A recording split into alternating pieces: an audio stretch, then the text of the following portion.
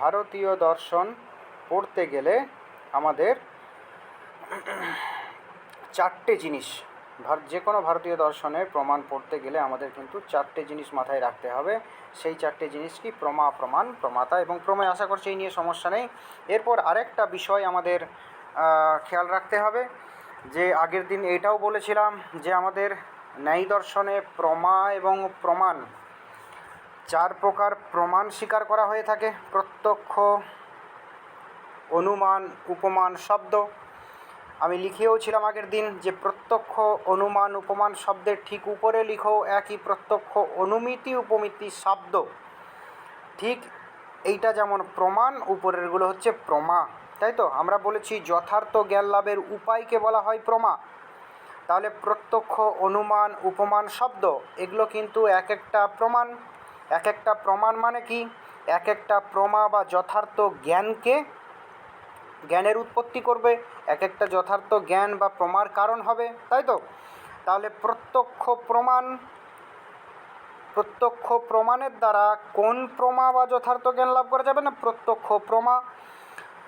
অনুমান প্রমাণের দ্বারা কোন প্রমা বা যথার্থ জ্ঞান লাভ করা যাবে না? অনুমিতি প্রমা, তাই তো, বা যথার্থ জ্ঞান। উপমান নামক প্রমাণের সাহায্যে কোন প্রমা বা যথার্থ জ্ঞান লাভ করা যাবে না? অনুমিতি নামক যথার্থ জ্ঞান বা অনুমিতি প্রমা। বোঝা গেল? আরেকটা শব্দ, শব্দ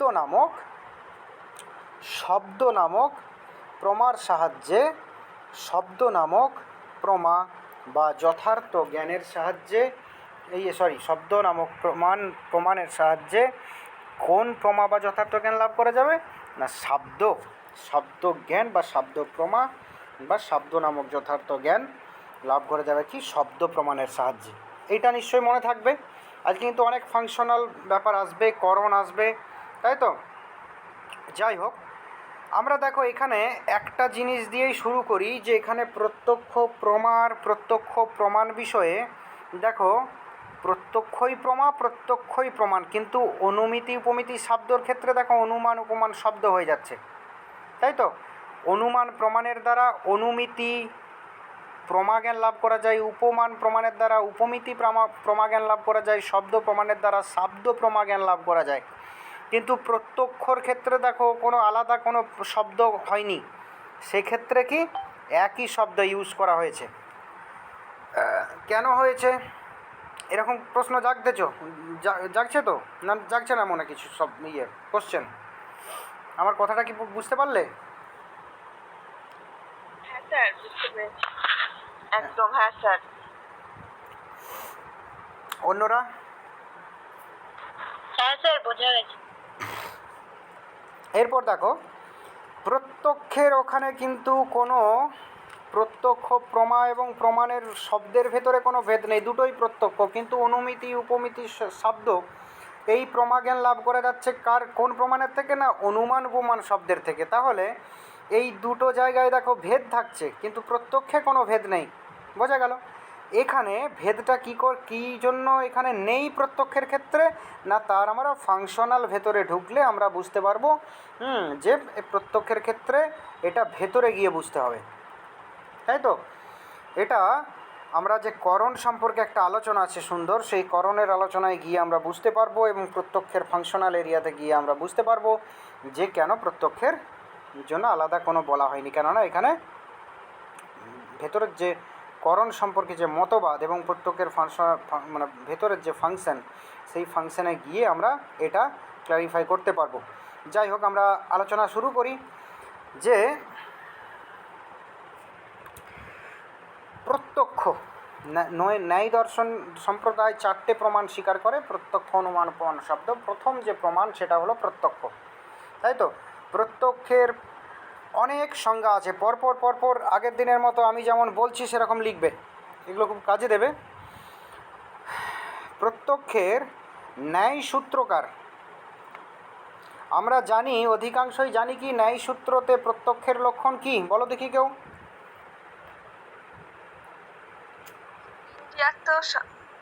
এটা তো স্যার, বলো। একটা সন্নিকর্ষোৎপন্নং জ্ঞানম অব্যবদেশ্যম অব্যভিচারী ব্যবসায়িকং প্রত্যক্ষম। দেখো, অন্যরা কি সবাই এটিই জানো তো, না আর আর কিছু জানো? আরেকটা সংজ্ঞা জানো?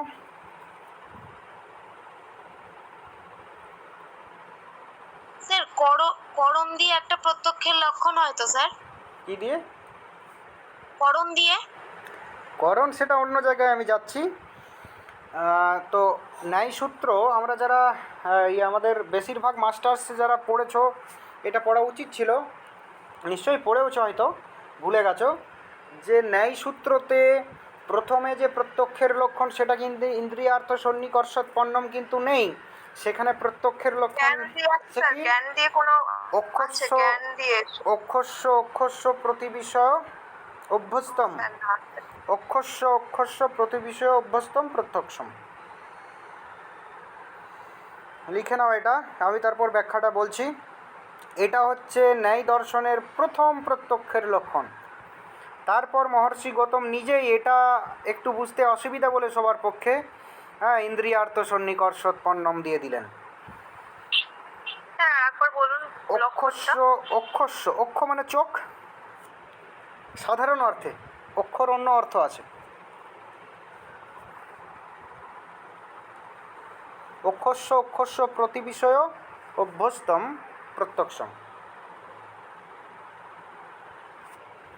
হয়েছে। অক্ষস্য অক্ষস্য প্রতিবিষয় অভ্যস্তম মানে কি? এখানে অক্ষ মানে ইন্দ্রিয়, অক্ষস্য অক্ষস্য প্রতিবিষয় মানে প্রতিবিষয়। আমরা জানি ন্যায় দর্শনে একটি নির্দিষ্ট ইন্দ্রিয়ের একটি নির্দিষ্ট বিষয় থাকে, তাই তো? প্রতিবিষয় তাদের বিষয়, অভ্যস্তম তাদের যে বিষয় ব্যবস্থা, সেটাই হচ্ছে প্রত্যক্ষ। এখানে অক্ষস্য অক্ষস্য দুবার ইউজ করা হয়েছে কেন? না, এখানে আরও জোর দিয়ে বোঝানোর জন্য একটা নির্দিষ্ট ইন্দ্রিয়ের বিষয়ের সঙ্গে একটা নির্দিষ্ট ইন্দ্রিয়ের, বোঝা গেল? একটা নির্দিষ্ট ইন্দ্রিয়ের বিষয়ের সঙ্গে একটা নির্দিষ্ট ইন্দ্রিয়ের যে বিষয় ব্যবস্থা, একটা যে সম্বন্ধ। যেমন আমরা কি আমাদের পঞ্চ ইন্দ্রিয়, আমরা বহিরিন্দ্রিয় এবং অন্তরিন্দ্রিয়, বহিরিন্দ্রিয় পাঁচটা, চক্ষু কর্ণ নাসিকা জিহ্বা ত্বক, পাঁচটা যে বহিরিন্দ্রিয়, দেখো প্রত্যেকটির বিষয় ব্যবস্থা আছে, তাই তো? এটাকে বিষয় ব্যবস্থা বলে। প্রত্যেকটির বিষয় ব্যবস্থা আছে। প্রত্যক্ষের বিষয় ব্যবস্থা কি? চক্ষুর বিষয় ব্যবস্থা কি? না, চক্ষুর দ্বারা শুধু দেখতেই পাওয়া যাবে। কর্ণের কি? কর্ণের দ্বারা শুনতেই পাওয়া যাবে। ত্বকের কি? টাচ গ্রহণই করা যাবে, তাই তো? নাসিকার দ্বারা গন্ধই পাওয়া যাবে, জিহ্বার দ্বারা স্বাদ পাওয়া যাবে, তাই তো? এরকম নয় যে আমরা জিহ্বার দ্বারা শুনতে পেয়ে গেলাম, আমরা কানের দ্বারা দেখতে পেলাম। দেখো, এটা হবে না, অসম্ভব। তো আমাদের কি প্রত্যেকটি ইন্দ্রিয়ের একটি নির্দিষ্ট বিষয় ব্যবস্থা আছে, সেইটা কি উল্লেখ করে এখানে প্রত্যক্ষের লক্ষণ দিয়েছেন যে অক্ষস্য অক্ষস্য প্রতি বিষয় অভ্যস্তম প্রত্যক্ষম, যে অক্ষের সঙ্গে অক্ষের যে প্রতি বিষয় ব্যবস্থা সেটাই হচ্ছে প্রত্যক্ষ। মানে একটি নির্দিষ্ট ইন্দ্রিয়ের সঙ্গে একটি নির্দিষ্ট বিষয়ের যে সম্বন্ধ, যে বিষয় ব্যবস্থা, সেটাকেই হচ্ছে প্রত্যক্ষ, তাই তো? আমরা যেমন কি, আমরা চক্ষু দ্বারা আমরা দৃশ্য প্রত্যক্ষ করলেও সেটা প্রত্যক্ষ, নাকের দ্বারা গন্ধ পেলেও সেটা গন্ধ প্রত্যক্ষ, তাই তো? আমরা ত্বকের দ্বারা তাজ প্রত্যক্ষ, যাই বলি না কেন সবগুলোই কিন্তু প্রত্যক্ষ, কিন্তু একটি নির্দিষ্ট ইন্দ্রিয়ের সঙ্গে নির্দিষ্ট বিষয়ের, তাই তো? প্রথমটা গেল অক্ষস্য অক্ষস্য প্রতি বিষয় অভ্যস্তম প্রত্যক্ষম। এরপর আমরা দ্বিতীয় লক্ষণে চলে যাচ্ছি, যেটা মহর্ষি গৌতমের, যেটা বহুল মানে কি বলবো, বহুল প্রচলিত বা বহুল বিখ্যাত আর কি, যে প্রত্যক্ষের লক্ষণ ইন্দ্রিয়ার্থ সন্নিকর্ষৎপন্নম জ্ঞানম অব্যপদেশম অব্যবিচারী ব্যবসায়াত্মকম প্রত্যক্ষম।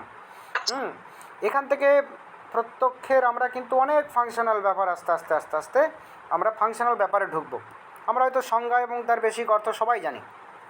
তো ইন্দ্রিয়ের সঙ্গে বিষয়ের সন্নিকর্ষের ফলে উৎপন্ন যে জ্ঞান, ইন্দ্রিয় মানে তো আমরা জানি, আমরা ইন্দ্রিয় মানে এখানে পঞ্চ বহিরিন্দ্রিয় এবং অন্তরিন্দ্রিয় মন সবগুলো কি বোঝানো হচ্ছে? প্রত্যেক ইন্দ্রিয়ের সঙ্গে তার বিষয়ের, তাই তো, সম্বন্ধের কথা বলা হচ্ছে। ইন্দ্রিয়ার্থ সন্নিকর্ষ, অর্থ মানে বিষয়, সন্নিকর্ষৎপন্নম জ্ঞানম, ইন্দ্রিয়ের সঙ্গে অর্থের তার বিষয়ের সন্নিকর্ষের ফলে উৎপন্ন যে জ্ঞান, যে জ্ঞানটা কি, যে জ্ঞানটা অব্যাপ্যদেশম মানে অশাব্দ, অব্যভিচারী মানে অভ্রান্ত, এবং তোমার ব্যবসাত্মকম মানে নিশ্চয়াত্মক, তাই তো, যে জ্ঞান তাকে বলা হচ্ছে প্রত্যক্ষ জ্ঞান। তো তাহলে ইন্দ্রিয়ের সঙ্গে বিষয়, ইন্দ্রিয় মানে তো আমরা বুঝেই গেছি, পঞ্চ বহিরিন্দ্রিয় এবং অন্তরিন্দ্রিয় মন। পঞ্চ বহিরিন্দ্রিয়ের পাঁচটি ইন্দ্রিয়ের পাঁচটি ইন্দ্রিয়ের দ্বারা পাঁচ ধরনের বিষয় গ্রহণ করা যায়। চক্ষুর দ্বারা তো দৃশ্য, তাই তো, কর্ণের দ্বারা শব্দ, ত্বকের দ্বারা তাচ, আবার নাসিকার দ্বারা গন্ধ, জিহ্বার দ্বারা স্বাদ। এই হচ্ছে আমাদের প্রত্যেক ইন্দ্রিয়। এবং অন্তরিন্দ্রিয় মন, মনের দ্বারা কি পাওয়া যায় না, আমাদের অন্তরের যে সুখ দুঃখ ইত্যাদি, আমাদের অন্তরের যে সুখ দুঃখ ইত্যাদি, এগুলো কোথার থেকে পাওয়া যায় না, এগুলো পাওয়া যায় তোমার কি বলে অন্তরিন্দ্রিয় মনের থেকে। যাই হোক, ইন্দ্রিয়ের সঙ্গে বিষয়ের সন্নিকর্ষের ফলে উৎপন্ন যে জ্ঞান, সন্নিকর্ষ মানে ওইখানে আমাদের দেখতে হবে সন্নিকর্ষ। এই প্রসঙ্গেই বলে দিই, আলাদা করে আর বলবো না। সন্নিকর্ষ, কত প্রকারের সন্নিকর্ষ স্বীকার করা হয়েছে ন্যায় দর্শনে, বলো? 6টা স্যার। বলো কি কি? সংযোগ সন্নিকর্ষ, সংযুক্ত সংযুক্ত সংযোগ সন্নিকর্ষ, সংযুক্ত সমবায়, সংযুক্ত সমবেত সমবায়, সমবায় সন্নিকর্ষ, সমবেত সমবায় সন্নিকর্ষ, আর বিশেষ্য বিশেষণ ভাব সন্নিকর্ষ, যেটা বিশেষ্য বিশেষণ ভাব সন্নিকর্ষ, তাই তো। তো ঠিক আছে, তাহলে আমরা একটু দেখে নিই অতি সংক্ষেপে যে কী করে আমরা কি বলে এটাকে আমরা আলোচনা করতে পারি। যে প্রথমে কি সংযোগ সন্নিকর্ষ, এগুলো তোমাদের নেটে দেখবে হামেশাই আসে, এখান থেকে একটা করে প্রশ্ন মোটামুটি আসে, যে এই সন্নিকর্ষগুলো যদি ঠিকঠাক করে রেখো তাহলে কিন্তু তোমাদের একটা কোশ্চেন এখান থেকে পাওয়া যেতে পারে। যাই হোক, সংযোগ সন্নিকর্ষ কোনটা না, দ্রব্যের প্রত্যক্ষ ক্ষেত্রে, শুধুমাত্র দ্রব্যের প্রত্যক্ষ ক্ষেত্রে কি সন্নিকর্ষ, সংযোগ সন্নিকর্ষ। যেমন ঘটের প্রত্যক্ষ, পটের প্রত্যক্ষ, গাছের প্রত্যক্ষ। দ্রব্যের প্রত্যক্ষ কালে কি হয় না সংযোগ, বই, ডাস্টার, টেবিল, পেন, চেয়ার, এগুলো কি সংযোগ সন্নিকর্ষের দ্বারা এগুলো জানতে পারা যায়। তাহলে কি, তারপর কি সংযুক্ত সমবায় সন্নিকর্ষ। সংযুক্ত সমবায় সন্নিকর্ষ কি না, কোনো দ্রব্যের গুণ প্রত্যক্ষকালে, কোনো দ্রব্যের গুণ প্রত্যক্ষকালে কি হয় না সংযুক্ত সমবায় সন্নিকর্ষ। যেমন ঘটের লাল রং বা খয়েরি রং,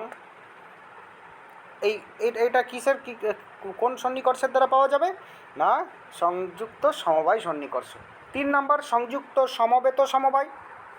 সংযুক্ত সমবেত সমবায়, এই সংযুক্ত সমবেত সমবায় সন্নিকর্ষের দ্বারা কি জানতে পারা যাবে না, এর দ্বারা গুণের গুণত্ব, দ্রব্যের মধ্যে অন্তঃস্থিত যে গুণ, দ্রব্যের মধ্যে যে গুণ থাকে সেই গুণের গুণত্ব জাতির প্রত্যক্ষকালে বা গুণত্বের প্রত্যক্ষকালে আমাদের কি হবে, যে সংযুক্ত সমবেত সমবায়, তাই তো। পরপর একটা এতে দেখো তোমাদের হয়ে যাবে। প্রথমে ধরো একটা দ্রব্য, একটা ঘটের প্রত্যক্ষকালে সংযোগ সন্নিকর্ষ, ঘটের লাল বা খয়েরি রঙের প্রত্যক্ষকালে কি তোমার সংযুক্ত সমবায় সন্নিকর্ষ। 3 নাম্বার, ওই ঘটের যে লাল গুণ, তার গুণত্বটা, তার প্রত্যক্ষকালে কি হয় সংযুক্ত সমবেত সমবায়। দেখো প্রথমেরটাই সংযোগ সন্নিকর্ষ, আমার ইন্দ্রিয়ের সঙ্গে বিষয়ের সংযোগ যখন হয় তখন আমরা দ্রব্যের প্রত্যক্ষ হয়। আবার ওই দ্রব্যে গুণটা কি সমবায় সম্বন্ধে থাকে, তার জন্যে দ্রব্যের অন্তঃস্থিত গুণের প্রত্যক্ষের ক্ষেত্রে কি সন্নিকর্ষ বলেছি, সমবেত সমবায়। যে ওইটা সমবেত থাকে সমবায় সম্বন্ধে, গুণটা দ্রব্যে কোন সম্বন্ধে থাকে, সমবায় সম্বন্ধে সমবেত থাকে, তাই সেই দ্রব্যে গুণের প্রত্যক্ষ ক্ষেত্রে আমরা বলছি কি না সমবেত সমবায় সন্নিকর্ষ। 3 নম্বর সংযুক্ত সমবেত সমবায় সন্নিকর্ষ, সেটা কিভাবে জানছি না, সেটা দ্রব্যের গুণের গুণত্ব জাতির প্রত্যক্ষ ক্ষেত্রে এরকম সন্নিকর্ষ হচ্ছে সংযুক্ত সমবেত সমবায়। কিন্তু কেন হচ্ছে না, ওই যে গুণের গুণত্বটা, সেই গুণত্বটা কোন সম্বন্ধে থাকে? গুণে সমবায় সম্বন্ধে থাকে। আর গুণটা দ্রব্যে কোন সম্বন্ধে থাকে? সেও সমবায় সম্বন্ধেই থাকে। তাহলে সমবায় সম্বন্ধে আমার গুণের গুণত্বটা গুণে থাকছে, আর গুণটাও সমবায় সম্বন্ধে এখানে, তার জন্য বলা হচ্ছে সংযুক্ত সমবেত সমবায়। তাই তো, সমবেত সমবায় সংযুক্ত হচ্ছে, যার দ্বারা যে সংযুক্ত থাকা যে থাকছে সেটাকে প্রত্যক্ষ করলে সে কোন সন্নিকর্ষের দ্বারা? না, সেটাকে পাওয়া যায় আমার সংযুক্ত সমবেত সমবায় সন্নিকর্ষের দ্বারা। বোঝা গেছে তিনটে? এরপর এইটা তিনটে বোঝা গেছে তো?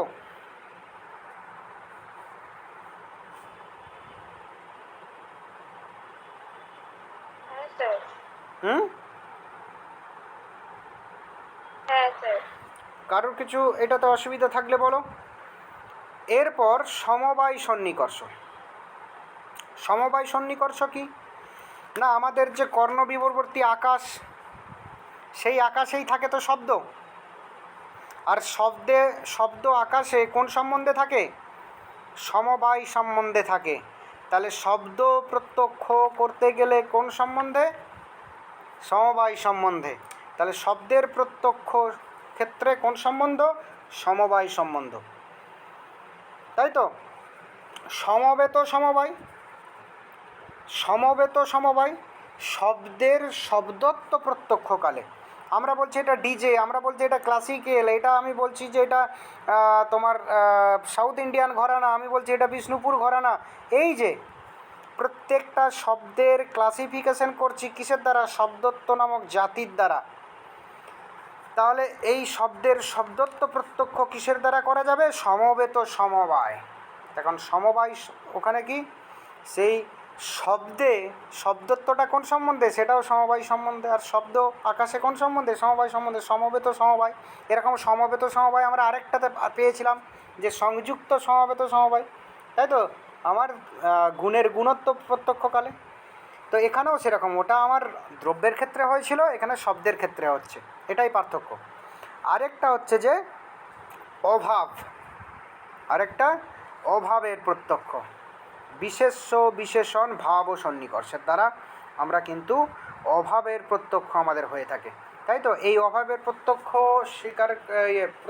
স্বীকার করেছেন নৈয়ায়িকরা, কিন্তু মীমাংসকরা কিন্তু অভাবের প্রত্যক্ষ স্বীকার করেননি। তারা অভাবের কিসের অভাবের যে প্রত্যক্ষ অন্তর্ভুক্ত করেছেন নৈয়ায়িকরা, সেই অভাব এটার জন্য তারা একটা আলাদা প্রমাণ স্বীকার করে ফেলেছেন, যে অনুপলব্ধি প্রমাণ। তারা এই বিষয়টাকে কি অনুপলব্ধি প্রমাণের সাহায্যে ব্যাখ্যা করেন। আর নৈয়ায়িকরা যেটা মীমাংসকরা অনুপলব্ধি প্রমাণের, প্রভাকর মীমাংসকরা যেটা অনুপলব্ধি প্রমাণের সাহায্যে ব্যাখ্যা করেন, সেটাকে তিনি বিশেষ্য বিশেষণ ভাব সন্নিকর্ষের সন্নিকর্ষ নামক সন্নিকর্ষ অর্থাৎ প্রত্যক্ষের অন্তর্ভুক্ত করে ফেলেছেন নৈয়ায়িকরা। তাই তো, তো এখানে কি বিশেষ্য বিশেষণ ভাব সন্নিকর্ষ মানে কি? সংযুক্ত, সহজ কথায় কি? সংযুক্ত বিশেষণতা। তাই তো, যে সংযুক্ত বিশেষণতা সন্নিকর্ষ বা বিশেষ্য বিশেষণ ভাব সন্নিকর্ষ, এর দ্বারা কি আমরা অভাবের প্রত্যক্ষ করে থাকি। নৈয়ায়িকরা বলেন যে অভাবেরও প্রত্যক্ষ হয়। মীমাংসকরা, প্রাভাকর মীমাংসকরা কিন্তু অভাবের প্রত্যক্ষ এটা স্বীকার করেন না, কিন্তু নৈয়ায়িকরা তারা কিন্তু অভাবের প্রত্যক্ষ স্বীকার করেন। তারা কি বলেন? যে আমাদের ভাব বস্তুর মতো ভাব পদার্থের মতো অভাব পদার্থেরও কিন্তু প্রত্যক্ষ হয়। যেমন আমাদের ধরো টেবিলে কোনো একটা জায়গায় কিছু রাখলে সেটার যেমন প্রত্যক্ষ হয়, আবার নিজের টেবিল কোথায় কোন জায়গা কি আছে সেটা জানো, হঠাৎ করে দেখলে টেবিলের কোনো একটি অংশে কোনো একটি জিনিস নাই, তখন আমাদের এরকম প্রত্যক্ষ হয় কি না, যে টেবিলে ঘটের অভাব। তাই তো, এখানে অভাবটা কি হয় না, এখানে যে অভাব, হ্যাঁ, যেখানে যেটার অভাব সেই অভাবটা বিশেষণ হয়। তাই তো, আর যে জায়গাটাতে থাকে সেটা হচ্ছে বিশেষ্য। তাই তো, এখানে ভূতলে ঘটা ভাব, এখানে ভূতলটা কি? এখানে ভূতলটা হচ্ছে কি? বিশেষ্য। আর ঘটা ভাব এটা কি? বিশেষণ। তাহলে ভূতলে ঘটা ভাব, এটা কি, এইটা কোন সন্নিকর্ষ, না বিশেষণতা সন্নিকর্ষ। তো আরেকটা ক্ষেত্রেও কিন্তু এই তোমার বিশেষণতা সন্নিকর্ষ দ্বারাই কিন্তু আরেকটা তোমার প্রত্যক্ষ, যেমন একটা হচ্ছে অভাবের প্রত্যক্ষ, আরেকটা সমবায়ের প্রত্যক্ষ, তাই তো, একটা অভাবের প্রত্যক্ষ, আরেকটা কি না সমবায়ের প্রত্যক্ষ ক্ষেত্রেও কিন্তু এই তোমার বিশেষণতা সন্নিকর্ষের দ্বারাই কিন্তু জানা যায়, তাই তো। তো যেমন কি এরকম একটা উদাহরণ ধরো বলা যেতে পারে যে ভূতলে ঘটাভাব বা ঘটভাব, তোমাদের আরেকটা এই প্রসঙ্গে বলে দিই যে ঘটাভাব বদ ভূতলম বা ভূতলে ঘটাভাব একই, ঘটাভাব বদ ভূতলম মানে ঘটাভাব যুক্ত ভূতল, তাই তো, আর ভূতলে ঘটাভাব সেইখানে একই ব্যাপার, দুটো ক্ষেত্রেই কিন্তু এখানে ভূতলটা বিশেষ্য আর ঘটাভাবটা হচ্ছে বিশেষণ, তাই তো। তো এরকম এই ক্ষেত্রে আমরা বিশেষণতা সন্নিকর্ষ এটা জানলাম, এবং এই ক্ষেত্রে এরকম মতো কিন্তু সমবায়ের যে সন্নিকর্ষ, সেই সমবায়ের সন্নিকর্ষের ক্ষেত্রেও কিন্তু আমরা এই বিশেষণতা বা বিশেষ্য বিশেষণ ভাব সন্নিকর্ষের দ্বারাই কিন্তু আমরা সমবায়ের প্রত্যক্ষ আমাদের হয়ে থাকে। না কেমনভাবে, না যেমন যে গন্ধ সমবায়বৎ পুষ্পম, বা বলা হচ্ছে যে পুষ্পে গন্ধ সমবায়, তাহলে ফুলে যে গন্ধ, তাই তো, ফুলে যে গন্ধ, ফুলে গন্ধ এরকম আমাদের প্রতীতি হয় কি না। ফুল একটা কি, ফুল একটা দ্রব্য, আর গন্ধ একটা গুণ। আপাতদৃষ্টিতে মনে হতে পারে যে আমাদের গুণের প্রত্যক্ষকালে কি হয় না, গুণের প্রত্যক্ষকালে আমরা কি বলেছি না সমবেত সমবায় সন্নিকর্ষ, কিন্তু এটা সেরকম নয়। কেমন গুণ না যে গুণটা, তাই তো, কোনো একটা গুণ, কেমন গুণ, যেমন ঘটের তার একটা কালার থাকবে, তাই তো, আমি বলতে পারি বই, তার একটা কালার থাকবে, এই ধরনের যে গুণ, তাই তো, সেরকম গুণের প্রত্যক্ষ কিন্তু সমবেত সমবায় সন্নিকর্ষের দ্বারা হবে। কিন্তু তোমার ফুলে এরকম এখানে কি গন্ধ সমবায় বধ পুষ্পম এরকম যদি বলি, বা পুষ্পে গন্ধ সমবায়, তাই তো। তো এক্ষেত্রে কি হয়েছে আমি বলছি, আগে ফাংশনটা বলি, যে পুষ্প হচ্ছে বিশেষ্য এবং বিশেষণ হচ্ছে কি গন্ধ সমবায়, তাই তো। এখানে বিশেষণতা সন্নিকর্ষে বা বিশেষণতা স্বরূপ সন্নিকর্ষে সমবায়ের প্রত্যক্ষ হচ্ছে। কিভাবে হচ্ছে না, পুষ্প হচ্ছে এখানে বিশেষণ, কেমন না আরেকবার বলি না, গন্ধ সমবায়বৎ পুষ্পম বা পুষ্পে গন্ধ সমবায়, ফুলে গন্ধ আছে বা গন্ধ সমবায় মানে গন্ধযুক্ত ফুল, এরকম ক্ষেত্রে কি হয় না পুষ্প হয়েছে তোমার বিশেষণ এবং গন্ধ সমবায় হচ্ছে কি বিশেষ্য। তাই বিশেষণতা সন্নিকর্ষে বা বিশেষ্যতারূপ সন্নিকর্ষে সমবায়ের প্রত্যক্ষ হয়। তাহলে কি না আমার যেখানে বিশেষ্যতা সন্নিকর্ষ, তাই তো, সেখানে কি সেখানেই কিন্তু আমার এই বিশেষ্য বিশেষণ ভাব সন্নিকর্ষ বা বিশেষ্যতা সন্নিকর্ষ, হ্যাঁ, সেখানেই কিন্তু আমার যে অভাব থাকবে এরকম কোনো কথা নয়, অভাব ছাড়াও কিন্তু সমবায়ও থাকতে পারে। আমি যে প্রসঙ্গ বলছিলাম যে আমাদের আপাত দৃষ্টিতে মনে হতে পারে যে তোমার সমবেত সমবায় সন্নিকর্ষের দ্বারাই কিন্তু দ্রব্যে গুণের প্রত্যক্ষ হয়ে যায়, কিন্তু এই এক্সেপশনাল কিছু ব্যাপার, যে দ্রব্যে গুণের প্রত্যক্ষ ঠিক আছে, দ্রব্যে গুণের প্রত্যক্ষ ঠিক আছে। আমি যদি বলতাম যে এই ফুলের গন্ধ শুধু গন্ধটার প্রত্যক্ষ, সেই ক্ষেত্রে সমবেত সমবায় সন্নিকর্ষের দ্বারা জানা যেত, কিন্তু আমার এখানে বলা হচ্ছে কি না ওই যে পুষ্পে গন্ধ আছে, তাহলে ওই গন্ধটা পুষ্পে কোন সম্বন্ধে আছে, সমবায় সম্বন্ধে, ওই সমবায়টার প্রত্যক্ষ কিসে হবে, বোঝা গেল। তাহলে পুষ্পে গন্ধ সমবায়, এই গন্ধ সমবায়, গন্ধটা কিসে আছে, সমবায় সম্বন্ধে আছে, তাহলে সমবায় সম্বন্ধযুক্ত গন্ধের প্রত্যক্ষ, তাহলে সেই সমবায় সম্বন্ধযুক্ত গন্ধের প্রত্যক্ষ সেটা কিসে? না বিশেষ্য বিশেষণ ভাব সন্নিকর্ষের দ্বারা জানা যায়। কিন্তু আমি যদি শুধু বলতাম যে ফুলের গন্ধ, ফুলের গন্ধের প্রত্যক্ষ কি হবে? বুঝতে পেরেছো কথাটা? আমি এখানে শুধু বলছি যে ঘটের লাল রঙের প্রত্যক্ষে কি হবে? না সমবায় সন্নিকর্ষ, এই সরি কী বলে তোমার সমবেত সমবায় সন্নিকর্ষ। কিন্তু আমি যদি বলতাম যা ঘটের তোমার বর্ণ সমবায়ের, ঘটের বর্ণ সমবায়ের প্রত্যক্ষ কিসের দ্বারা হবে? তখন কিন্তু সেটা কিসের দ্বারা? বিশেষ্য বিশেষণ ভাব সন্নিকর্ষের দ্বারা। বোঝা গেল আমার কথা?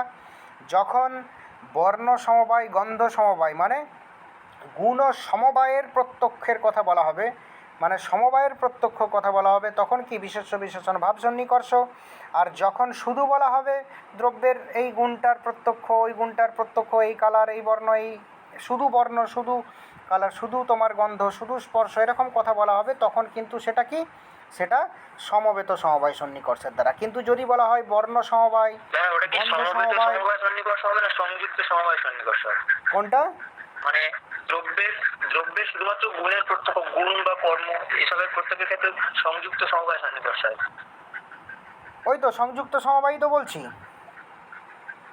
তুমি বলছো সমবেত সমবায়। ও সমবেত, আমি ওটা ভুল করে বলছি। যাই হোক, আমার প্রথমটা হচ্ছে সংযোগ সন্নিকর্ষ, তারপরে সংযুক্ত সমবায়, তাই তো? হ্যাঁ হ্যাঁ, আমি ওটা সমবেত সমবায়, ওটা আমি গুলিয়ে ফেলেছি। যাই হোক, তো ওটা হচ্ছে সংযুক্ত সমবায় সন্নিকর্ষ। প্রথমটা তাহলে আরেকবার বলি, যে আমি দ্রব্যতে গুণের, শুধুমাত্র গুণের প্রত্যক্ষ যখন করব, তাহলে তোমার সংযুক্ত সমবায় সন্নিকর্ষ। কিন্তু যখন আমি তোমার গুণ ও সমবায় প্রত্যক্ষ করব, তাই তো? মানে কি? রূপ ও সমবায়, গন্ধ সমবায়, তারপরে বর্ণ সমবায়, এই ধরনের যখন আমি প্রত্যক্ষ, মানে সমবায়ের যখন প্রত্যক্ষের কথা বলা হবে, তখন সেটা কি? না সেটা কিন্তু বিশেষণতা সন্নিকর্ষ বা বিশেষ্য বিশেষণ ভাব সন্নিকর্ষের দ্বারা জানা যাবে। যাই হোক, আমি ছিলাম একটা অন্য জায়গায়, এখানে তোমাদের নেটে কিন্তু এটা এসেছে, 2-3 বার এসেছে, এটা শুধু মনে রাখলেই হবে। তো আর তোমাদের ফাংশনালি বলবেন এই গন্ধ সমবায় পুষ্পমটা, মানে এখানে গুণটাকে মেনশন করে যখন দ্রব্যটার কথা বলা হচ্ছে, তখন হচ্ছে বিশেষণতা সন্নিকর্ষ হচ্ছে, তাই?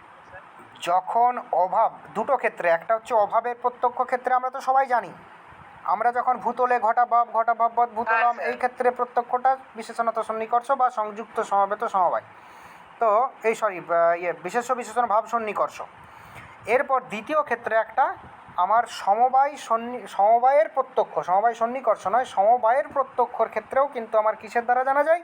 না আমার এই তোমার বিশেষণতা নামক সন্নিকর্ষের দ্বারা জানা যায়, বা বিশেষ্য বিশেষণ ভাব সন্নিকর্ষ। তো এটা কি না কোন অর্থে পার্থক্যটা আমি বলছিলাম, যে আমরা সাধারণ অর্থে কি বললাম? না আমি দ্রব্যের প্রত্যক্ষ ক্ষেত্রে কি সংযোগ সন্নিকর্ষ, দ্বিতীয় দ্রব্যের মধ্যে যে গুণ আছে সেই গুণের প্রত্যক্ষ ক্ষেত্রে কি সংযুক্ত সমবায় সন্নিকর্ষ, তাই তো? আমার এখানেও মনে হতে পারে যে এটা সংযুক্ত সমবায় সন্নিকর্ষের দ্বারাই তো জানা যাবে, কিন্তু না, একটু ভালো করে বিচার করে লেখা যাবে যে আমরা যখন বলছি ঘটের যখন লাল বা খয়েরি রঙের প্রত্যক্ষ করব, তখন সেটা কি সংযুক্ত সমবায় সন্নিকর্ষ। কিন্তু আমি যখন বলবো যে ওই ঘটটা কী রঙের? না লাল বা খয়েরি রঙের, সেই খয়েরি রঙটা ঘটে কোন সম্বন্ধে আছে? সমবায় সম্বন্ধেই তো আছে। তাহলে ওই সমবায়টার, মানে যে সম্বন্ধে ঘটটাতে ওই রঙটা আছে, সেই সমবায়টার প্রত্যক্ষ আমি কখন করব? কিসের দ্বারা করব? ওই সমবায়ের প্রত্যক্ষও কিন্তু ওই বিশেষণতা সন্নিকর্ষের দ্বারাই করা যাবে। এরপর আমি এখানে একটা উদাহরণ দিয়েছিলাম, যে এরকম একটা গন্ধ সমবায়বৎ পুষ্পম, গন্ধ সমবায়বৎ পুষ্পম। তাহলে ফুলের, শুধুমাত্র আমি যদি বলি ফুলের গন্ধের প্রত্যক্ষ কিসের দ্বারা করব? এখান থেকে একটা কোশ্চেন কিন্তু আসে প্রায় নেটে, এই ধরনেরই একটু মানে বোঝার আর কিছু নয়, যে ফুলের গন্ধের যদি প্রত্যক্ষ করতে বলতো তাহলে কি হতো বলো? শুধুমাত্র বলতো যে ফুলের গন্ধের প্রত্যক্ষ ক্ষেত্রে কোন সন্নিকর্ষে প্রযোজ্য বা কোন সন্নিকর্ষের দ্বারা জানা যায় বলো? সংযুক্ত আপনি তো বললেন বিশেষ বিশেষণ ভাব, কিন্তু এখানে তো ওই ইয়েটা আগের যেটা রয়েছে সেটার সঙ্গে তো এক হয়ে যাচ্ছে, তো সমবায়ের সঙ্গে তো একই ঠিক আছে, হয়ে যাচ্ছে। বলছি বলছি পায়েল পায়েল বলছি, দাঁড়াও, তুমি বুঝতে পারো নি। যদি আমি বলি শুধুমাত্র ফুলের গন্ধ, শুধুমাত্র ফুলের গন্ধ, যেমন আমি বলেছিলাম যে ঘটের লাল রং, ফুলের গন্ধ মানে কি সেই একই, শুধুমাত্র গুণের প্রত্যক্ষ, তাহলে সেটা কিন্তু সংযুক্ত সমবায় সন্নিকর্ষ। কিন্তু আমি যদি বলি, আমি যদি একটু ঘুরিয়ে মানে আমি যদি এরপর বলি এরকম, এই ক্ষেত্রে যে গন্ধ সমবায়বদ্ধ পুষ্পমের ক্ষেত্রে কি হচ্ছে, এখানে শুধুমাত্র ফুলের গন্ধটা প্রত্যক্ষ হচ্ছে না, শুধুমাত্র ফুলের গন্ধের প্রত্যক্ষের কথা বলা হচ্ছে না, এখানে গন্ধ সমবায়বদ্ধ পুষ্পম বলা হচ্ছে। পুষ্পে গন্ধ সমবায়, তাহলে পুষ্পে যে গন্ধ আছে তার প্রত্যক্ষ বলছে না, পুষ্পে যে গন্ধ সমবায়, যে গন্ধটা সমবায় সম্বন্ধে আছে সেই সমবায়ের প্রত্যক্ষের কথা বলা হচ্ছে, গন্ধ সমবায়। তাহলে সেই সমবায়ের প্রত্যক্ষ তখন কিসের দ্বারা? না তখন কিন্তু বিশেষ্য বিশেষণ ভাব সন্নিকর্ষের দ্বারা। কিন্তু যখন আমরা বলবো যে ফুলে গন্ধ, তখন কিসের দ্বারা? না সংযুক্ত সমবায় সন্নিকর্ষের দ্বারা। বোঝা গেল? আমি যখন হ্যাঁ, বলবো স্যার, ফুলে গন্ধ তখন বলবো সংযুক্ত সমবায় সন্নিকর্ষ, যখন আমি বলবো ফুলে গন্ধ সমবায়ের প্রত্যক্ষ। আবার এর থেকেও ভেঙে বলে দিতে পারে, যে এটা একটু বুঝতে টাইম লাগবে, আর আরও ভেঙে বলতে পারে যে ওই ফুলে যে গন্ধ থাকে সেই গন্ধ কোন সম্বন্ধে থাকে? সমবায় সম্বন্ধে থাকে। তাহলে সেই সমবায়ের প্রত্যক্ষ কিসের দ্বারা হবে? না বিশেষণতা নামক সন্নিকর্ষের দ্বারা বা বিশেষ্য বিশেষণ ভাব সন্নিকর্ষের দ্বারা। আর এরকম একটু ঘুরিয়ে দিতে পারে যে পুষ্পে গন্ধ সমবায়, তাই তো? এক্ষেত্রে কি হবে? এক্ষেত্রে হবে অবশ্যই সমবায়ের প্রত্যক্ষ মানে কি বিশেষণতা নামক সন্নিকর্ষ। যাই হোক, আমরা ছিলাম কথা এই পর্যন্ত, সবার বোঝা গেছে নিশ্চয়ই? বুঝতে পেরেছো তো? এরপর আমরা যাই, না বুঝতে পারলেও বলবে, লজ্জার কিছু নেই। হ্যালো হ্যালো স্যার, হুম স্যার বলছি ঘটাভাব বিশিষ্ট ভূতল আর ভূতলে ঘটের অভাব, এই দুটো একই সন্নিকর্ষ হবে? একই, ঘটাভাব বিশিষ্ট ভূতল আর ভূতলে ঘটাভাব, পার্থক্য কি হলো? হ্যাঁ স্যার একই, কিন্তু মনে হচ্ছে যে আমি অন্যরকম কিছু পড়েছিলাম, মানে ঘটাভাবটা আগে থাকলে সেই ক্ষেত্রে বিশেষণতা ভাব সন্নিকর্ষ এরকম কিছু হবে, আর কোনটা? ঘটাভাবটা পরে থাকলে সেক্ষেত্রে অন্য একটা হবে, মানে না না, সন্নিকর্ষ, বিশেষণটা আগে যাবে বিশেষণটা পরে যাবে এরকম কিছু। হ্যাঁ আগে পরের ব্যাপার আছে, কিন্তু আরেকটু দেখবে যে এটা আমরা পড়েছি তর্ক সংগ্রহের কিছু বইয়ে, এরকম একটা বিভাগ আছে, ঠিক আছে? পরের তুমি ভাষা পরিচ্ছেদ চলে যাও, সেখানে কিন্তু দুটোর একই অর্থ। তো ভাষা পরিচ্ছেদে কোনো পার্থক্য নেই। তর্ক সংগ্রহে এরকম একটা বিভাগ করা হয়েছিল যে ভূতলে ঘটাভাব, এখানে ভূতলটা বিশেষ্য, ঘটাভাবটা বিশেষণ। আবার ঘটাভাববৎ ভূতলম, সেখানে হচ্ছে কি, সেখানে বলা হয়েছে ভূতলটাকে বিশেষণ আর ঘটাভাব এটাকে বলা হয়েছে বিশেষ্য। কিন্তু ওটা তর্ক সংগ্রহেতেই আছে, ওটা আর পরবর্তী ক্ষেত্রে কোথাও নাই। ভাষা পরিচ্ছেদে বলা হচ্ছে ওই দুটো একই ব্যাপার। দুটো ক্ষেত্রেই কিন্তু কি মূল অর্থ একটু মানে ভালো করে ভেবে দেখো, ঘটাভাব বদ ভূতলম, তাহলে ভূতলটি কি ঘটাভাব বিশিষ্ট, আবার ভূতলে ঘটাভাব, দুটো ক্ষেত্রেই দেখো সেই ভূতলটাই বিশেষ্য, ঘটাভাবটাই বিশেষণ। হ্যাঁ, এইটা হচ্ছে যে ভাষা পরিচ্ছেদে পাবে, এটাই আমার মনে হয় বেশি ঠিক। তো যাই হোক, আমরা এখানে ভাব সন্নিকর্ষ, তাই তো স্যার? বিশেষণতা ভাব সন্নিকর্ষ। হ্যাঁ হ্যাঁ, এরপর আমরা চলে যাই প্রত্যক্ষর। হ্যাঁ, এখানে অনেক কিছু ব্যাপার আছে, যে তাহলে প্রত্যক্ষের এখনও পর্যন্ত দুটো আমরা পেলাম, একটা কি অক্ষস্য প্রতিবিষয় অভ্যস্তম প্রত্যক্ষম, আরেকটা হলো কি না, আরেকটা হলো ইন্দ্রিয়ার্থ সন্নিকর্ষোৎপন্নম জ্ঞানম অব্যপদেশম অব্যবিচারী ব্যবসায়াত্মকম প্রত্যক্ষম। ইন্দ্রিয়ের সঙ্গে বিষয়ের সন্নিকর্ষের ফলে উৎপন্ন যে জ্ঞান, কীরকম জ্ঞান? অব্যপদেশম অব্যবিচারী ব্যবসায়াত্মকম প্রত্যক্ষম, অশাব্দ অভ্রান্ত এবং নিশ্চয়াত্মক যে জ্ঞান, সেটা হলো কি, সেটা হলো প্রত্যক্ষ। বোঝা গেল? এরপর অশাব্দ, অভ্রান্ত এবং নিশ্চাত্মক, এটা তো আমরা সবাই জানি। অশাব্দটা আর একটু জানি কিনা দেখি। অশাব্দ কী অর্থে জানো বলো দেখি কেউ?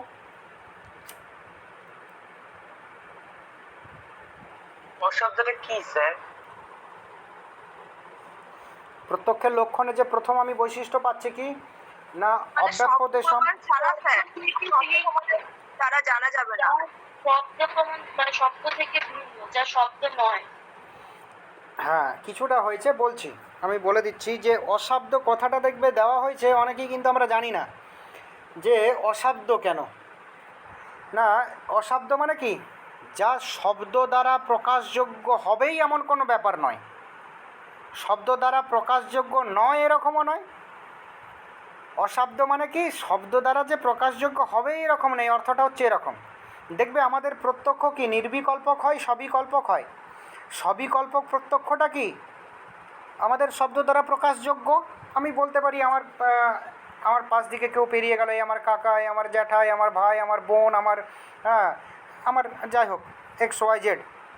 কিন্তু নির্বিকল্পক প্রত্যক্ষের ক্ষেত্রে কি হয়, আমি বলতেও পারি না এটা এই বস্তু, এটা ওই প্রাণী, এটা আমার এই হয়, এটা আমার ওই হয়, বোঝা যায়? আমি বলতে পারি না। তাহলে প্রত্যক্ষ মানেই যে শব্দ দ্বারা প্রকাশযোগ্য হবেই এমন কিন্তু নয়। তাহলে এমন কিছু প্রত্যক্ষ থাকতে পারে যেটা কিন্তু শব্দ দ্বারা প্রকাশযোগ্য নয়, যেমন নির্বিকল্প প্রত্যক্ষ। বোঝা গেল? তার জন্য প্রত্যক্ষের লক্ষণে অশাব্দ বা তোমার অব্যাপ্যদেশম, ব্যাপ্যদেশ মানে শব্দ দ্বারা প্রকাশ, তাই তো? শব্দ দ্বারা প্রকাশ, ব্যাপ্যদেশ হওয়া মানে কি শব্দ দ্বারা প্রকাশ হওয়া, প্রকাশযোগ্য হওয়া।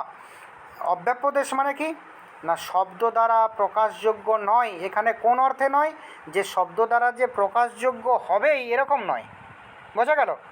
শব্দ দ্বারা প্রকাশযোগ্য নাও হতে পারে। প্রত্যক্ষ মানে কেমন না, সেটা যে শব্দ দ্বারা প্রকাশযোগ্য হবে এরকম নয়, শব্দ দ্বারা প্রকাশযোগ্য নাও হতে পারে। বোঝা গেল? অশাব্দ মানে কি অব্যাপ্যদেশম।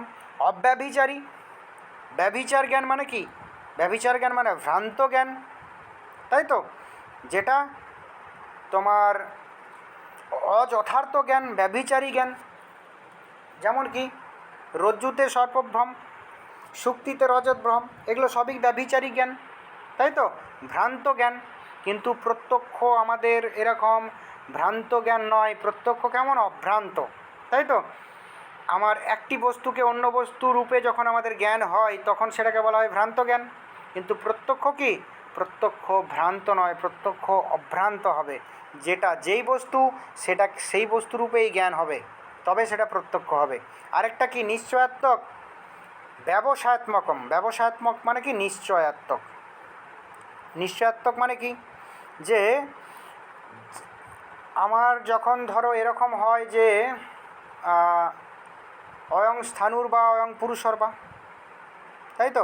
যখন আমরা কোনো একটা কোটিতে নিশ্চিত হতে পারি না, তাই তো, তখন আমাদের কি হয় না, তোমার সংশয়াত্মক জ্ঞান বলা হয় সেটাকে। যেমন কি এটি অন্ধকার আলোতে বা অস্পষ্ট আলোতে এটি গাছ, গাছের কাণ্ড না মানুষ, এরকম আমাদের সংশয় হয়। কিন্তু প্রত্যক্ষ এরকম হবে না। প্রত্যক্ষ সবসময় এরকম সংশয়াত্মক হবে না, প্রত্যক্ষ হবে নিশ্চয়াত্মক। বোঝা গেল? তাহলে কি আমার মূল অর্থ দাঁড়ালো কি, যে ইন্দ্রিয়ের সঙ্গে বিষয়ের সন্নিকর্ষের দ্বারা উৎপন্ন যে অভ্রান্ত, এই অশাব্দ, অভ্রান্ত এবং নিশ্চয়াত্মক জ্ঞান, তাকে প্রত্যক্ষ বলা হয়। এর পরবর্তী ক্ষেত্রে তর্ক সংগ্রহকার অন্নম ভট্ট প্রত্যক্ষের লক্ষণ দিচ্ছেন। তিনি কি বলছেন না, ইন্দ্রিয়ার্থ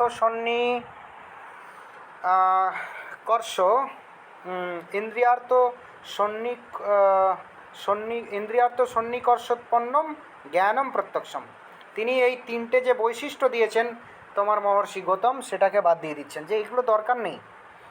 আমার এখানে এসেনশিয়াল ব্যাপার কোনটা না, ইন্দ্রিয়ের সঙ্গে বিষয়ের সন্নিকর্ষটা ব্যাপার এসেনশিয়াল, তাই তো? এটা এখানে প্রধান। তাই ইন্দ্রিয় বিষয়ের সন্নিকর্ষ থাকলেই হবে, আর প্রত্যক্ষের লক্ষণে অপর কোনো কিছুর দরকার নেই। তিনি প্রত্যক্ষের লক্ষণ দিচ্ছেন কেমন, অন্নং ভট্ট, তর্ক সংগ্রহকার অন্নং ভট্ট, ইন্দ্রিয়ার্থ সন্নিকর্ষোৎপন্নম জ্ঞানম প্রত্যক্ষম। ইন্দ্রিয়ার্থ সন্নিকর্ষোৎপন্নম জ্ঞানম প্রত্যক্ষম হয়েছে। মাঝের শুধু বিশেষণগুলো বাদ। এটার তো ব্যাখ্যা আর বলার দরকার নেই, সেই একই ব্যাপার। ইন্দ্রিয়ের সঙ্গে বিষয়ের সন্নিকর্ষের ফলে উৎপন্ন যে জ্ঞান সেটাই প্রত্যক্ষ জ্ঞান। এরপরই সমস্যাটা যে এরপর আমরা একটা প্রত্যক্ষের লক্ষণ পাবো, সেটা কে দিচ্ছেন? না সেটা দিচ্ছেন তোমার গাঙ্গেস। কেমন? না ইন্দ্রিয়ার্থ সন্নিকর্ষজন্যম জ্ঞানম প্রত্যক্ষম। ইন্দ্রিয়ার্থ সন্নিকর্ষজন্যম জ্ঞানম প্রত্যক্ষম। এটা লিখো, ইন্দ্রিয়ার্থ সন্নিকর্ষজন্যম জ্ঞানম প্রত্যক্ষম।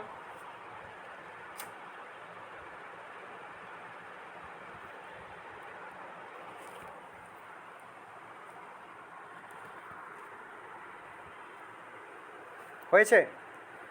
ইন্দ্রিয়ার্থ সন্নিকর্ষজন্যম জ্ঞানম স্যার। প্রত্যক্ষম হয়েছে তো? তো এখানে কি বলা হয়েছে দেখো, আগের প্রত্যক্ষগুলোই বলা হয়েছিল ইন্দ্রিয়ার্থ সন্নিকর্ষোৎপন্নম জ্ঞানম, ইন্দ্রিয়ের সঙ্গে সন্নিকর্ষের ফলে উৎপন্ন যে জ্ঞান তাকে প্রত্যক্ষ। সেটা আমি তোমার মহর্ষি গৌতমের লক্ষণ বলো বা তর্ক সংগ্রহকারের লক্ষণ বলো একই। এখানে বলা হচ্ছে ইন্দ্রিয়ার্থ সন্নিকর্ষজন্যম, ইন্দ্রিয়ার্থ সন্নিকর্ষোৎপন্নম, তোমার দাঁড়াও, এটা আমি একটু ভুল করছি, জ্ঞানম বলা হচ্ছে তো এখানে জ্ঞানটা বলবে না। আচ্ছা, ইন্দ্রিয়ার্থ সন্নিকর্ষজন্যম, এটাও ভুল বলছি না, এটা হবে ইন্দ্রিয়জন্যম জ্ঞানম প্রত্যক্ষম। ইন্দ্রিয়জন্যম, এখানে আর কিন্তু ওই সন্নিকর্ষটা, যে সন্নিকর্ষের ফলে উৎপন্ন জ্ঞান সেটা প্রত্যক্ষ বলবে না, এখানে ইন্দ্রিয়জন্যম জ্ঞানম প্রত্যক্ষম, এটা হলে গাঙ্গেসের মত। এটা একটু বলে দাও তো, আমি একটু আগে ভুল বলেছি। ইন্দ্রিয়জন্যম জ্ঞানম প্রত্যক্ষম, ইন্দ্রিয়জন্যম জ্ঞানম প্রত্যক্ষম, এটা হচ্ছে গাঙ্গেসের মত। গাঙ্গেস বলছেন কি না ইন্দ্রিয়জন্যম জ্ঞানম প্রত্যক্ষম। এরপর এখানে করণ সম্পর্কে আসবে, প্রাচীন নব্য মত আসবে। এই পর্যন্ত তাহলে আরেকবার বলি, অক্ষস্য প্রতিবিষে অভ্যস্তম প্রত্যক্ষম, ইন্দ্রিয়ার্থ সন্নিকর্ষোৎপন্নম জ্ঞানম অব্যপদেশম অব্যভিচারী ব্যবসায়াত্মকম প্রত্যক্ষম, এটা আসছে। তারপর তর্ক সংগ্রহকারের আসছে কি না ইন্দ্রিয়ার্থ সন্নিকর্ষোৎপন্নম জ্ঞানম প্রত্যক্ষম। এরপরে এই পর্যন্ত দেখো ইন্দ্রিয়ার্থ সন্নিকর্ষোৎপন্নম জ্ঞানম প্রত্যক্ষম এরকমটা আসছে। এটা কারা স্বীকার করছে? না এই পর্যন্ত এটা হলো প্রাচীন নৈক। এর পরের যে আমরা প্রত্যক্ষের লক্ষণ পাবো সেটা কাদের দেওয়া? নব্যনৈক। প্রাচীন এবং নব্যদের মধ্যে যে করণ সম্পর্কে পার্থক্য, তার জন্য তারা এরকম আলাদা কথা বলছেন, সেটাও আমরা দেখব। তো এই পর্যন্ত আমরা কি পেলাম না এই পর্যন্ত প্রথম তিনটে লক্ষণে পেলাম ইন্দ্রিয়ের সঙ্গে বিষয়ের সন্নিকর্ষের ফলে উৎপন্ন যে জ্ঞান সেটাই প্রত্যক্ষ। কিন্তু এখানে দ্বিতীয় ক্ষেত্রে আমি যে সংজ্ঞাটা বলছি ইন্দ্রিয়জন্যম জ্ঞানম প্রত্যক্ষম, ইন্দ্রিয়ার্থ সন্নিকর্ষজন্যম কিন্তু নয়, এখানে বলছে ইন্দ্রিয়জন্যম জ্ঞানম প্রত্যক্ষম। বোঝা গেল? ইন্দ্রিয়জন্যম জ্ঞানম প্রত্যক্ষম এরকম কথা বলছেন। তো যাই হোক, এটা কে বলছেন না গাঙ্গেস। এই পর্যন্ত লিখতে পেরেছো কিনা সবাই বলো, এরপর আমি আস্তে আস্তে বলবো যে আমাদের করণ আমি তো দেরি সম্পর্কে করে ঢুকেছি, তা আগেরগুলো লেখা হয়। আগেরগুলো লিখে নেবে পরে। তো করণ সম্পর্কে আমাদের নব্য এবং প্রাচীন নৈকদের মধ্যে মতভেদের জন্যই কিন্তু সংজ্ঞাতেও এরকম পার্থক্য। করণ সম্পর্কে আমাদের ভারতীয় দর্শনে বিভিন্ন মতবাদ আছে। প্রাচীন নৈকরা করণ সম্পর্কে এক ধরনের কথা স্বীকার করেন, নব্য নৈকরা এক ধরনের কথা স্বীকার করেন, এছাড়া তর্ক সংগ্রহকার এক ধরনের স্বীকার করেন, এছাড়া জয়ন্ত ভট্ট তিনিও এক ধরনের করণ স্বীকার করেন। প্রাচীন নৈকরা, নব্য নৈকরা এবং অন্যান্যদের করণ সম্পর্কে মতগুলো কি জানো কেউ? প্রাচীনটা জানি, সেই ফলাযোগ্য ব্যবচ্ছিন্ন করণম করণম, আর একটা ব্যাপারবান কারণম করণম, ব্যাপারবৎ এটা ব্যাপারবৎ কারণম করণম, এটা হচ্ছে নবীন মত। অর্ণব ভট্টত্ব হচ্ছে প্রাচীন মতটাই স্বীকার করেছে না স্যার? অন্নং ভট্ট তিনি কোথাও কোথাও তিনি প্রাচীন নৈকদের অনুসরণ করেছেন, কোথাও কোথাও তিনি নব্যদের মত স্বীকার করেছেন, কোথাও তিনি প্রাচীন কোথাও তিনি নব্য এরকম স্বীকার করেছেন। অন্নং ভট্ট যেমন প্রত্যক্ষের লক্ষণের ক্ষেত্রে স্বীকার করলেন কি কাদেরকে অনুসরণ করলেন তিনি, না প্রাচীন নৈকদের অনুসরণ করলেন। আবার অনেক ক্ষেত্রে তিনি আবার নব্যদের অনুসরণ করবেন, তো তার কোনো ঠিক নেই। তো যাই হোক, প্রত্যক্ষের সংজ্ঞা দিতে গিয়ে তো উনি আবার নবীন মানে প্রাচীন মত অনুযায়ী মানে প্রত্যক্ষের সংজ্ঞাটা দিয়েছিলেন। সেটা তো বললাম। তো আমরা করণ কাকে বলে? অসাধারণম কারণম করণম। যে আমার তর্ক সংগ্রহতে দেখবে কিছু সাধারণ কারণ কিছু অসাধারণ কারণের কথা বলা হয়, যে একটা কার্য উৎপত্তির ক্ষেত্রে কিছু থাকে সাধারণ কারণ কিছু অসাধারণ কারণ, তাই তো? এই সাধারণ কারণ ভিন্ন যে কারণ সেটাকে বলা হয়েছে অসাধারণ কারণ। তার জন্য করণের লক্ষণ কি? অসাধারণম করণম কারণম, তাই তো? অসাধারণম কারণম করণম। অসাধারণ কারণকে করণ বলা হয়, এটা প্রাথমিক তর্ক সংগ্রহকারের মত। যেমন কি না, যেমন ধরো একটা মৃত্তিকা পিণ্ড, মানে আমি একটা ঘট উৎপত্তির জন্য আমার কি কি লাগবে? একটা মৃত্তিকা পিণ্ড ছাড়াও আমার কি কি লাগবে? না আমার কুম্ভকার লাগবে, আমার দণ্ডচক্র লাগবে, তাই তো? তো আমার যে মাটি বহন করে নিয়ে আসে সেটাও একটা তার পক্ষে কারণ, যে মাটি কাটে সেও একটা কারণ, অনেক কারণ। তাহলে এতগুলো কারণ, এবং এছাড়া কিছু সাধারণ কারণের কথা বলেছে, যে যেমন কি না ঈশ্বর, অদৃষ্ট, ধর্ম অধর্ম, তোমার তত্ত্বকার্যের প্রাগভাব আর দিক কাল মন আত্মা। তো এই যে 8টা সাধারণ কারণ, এই 8টা সাধারণ কারণ ভিন্ন যে কারণ, এই যে একটা ঘট উৎপত্তির প্রতি যে কারণ যেগুলো বললাম, মৃত্তিকা যে বহন করে, মৃত্তিকার যে কুম্ভকার, যে দণ্ডচক্র, সব কিছু কিন্তু অসাধারণ কারণ হয়ে যাচ্ছে। কিন্তু আমার এখানে লক্ষ্য কি, যে এতগুলো আমার কারণের ভিতরে কোনটা প্রধান, কোনটা সাধকতম, কোনটা অন্যতম, তাই তো? যেটা না ঘটলে কার্যটা ঘটবে না, এরকম একটা দেখানোর উদ্দেশ্য ছিল, কিন্তু সেটা দেখানো গেল না। সেই জন্য নব্যরা করণ সম্পর্কে এই অসাধারণম কারণম করণটাকে বাদ দিয়ে তারা ওটার সঙ্গে একটা যোগ করে দিচ্ছেন, মানে বাদ দেননি, ওটার সঙ্গে একটা অ্যাড করে বলছেন যে ব্যাপারবৎ অসাধারণম কারণম করণম। যে এই অসাধারণ কারণগুলির মধ্যে কার্যোৎপত্তির ক্ষেত্রে যেটা ব্যাপার বিশিষ্ট, সেটাই হবে কি অসাধারণ কারণ, তাই তো? ব্যাপার কথার অর্থ কি? যেটা তজ্জন্য অথবা তজ্জন্যের জনক, সেটাকে বলা হয় ব্যাপার। তো ব্যাপারবৎ অসাধারণম কারণম করণম, এটা কাদের মত? না নব্যদের মত। প্রাচীনদের মত কোনটা? না ফলাযোগ্য ব্যবচ্ছিন্নম কারণম করণম। ফলের অযোগ ব্যবচ্ছিন্ন হওয়ার পূর্ব মুহূর্তে যে কারণ, ফল উৎপত্তির পূর্ব মুহূর্তে যে কারণটি থাকে সেইটি প্রাচীনদের মতে করণ। যেমন প্রত্যক্ষের ক্ষেত্রে আমি একটা বলেছিলাম, যে প্রত্যক্ষের ক্ষেত্রে দেখো যে প্রমা এবং প্রমাণে কোনো ভেদ নেই, কথাটা একই। এখানে আমরা ফাংশনে গিয়ে আস্তে আস্তে দেখতে পাবো। দেখি তোমাদের যদি ক্যামেরাটা এখানে দেখা যায়, তাহলে আমি তোমাদের একটু ভালো করে লিখে তোমাদের একটু বোঝানো যেতে পারে। এই জায়গাটা খুব ইম্পর্ট্যান্ট। এটা যদি একবার মাথায় ঢুকিয়ে নিতে পারো, অনেক সুবিধা হবে সব কিছু বুঝতে। তো দেখছি তোমাদের যদি করা যায়।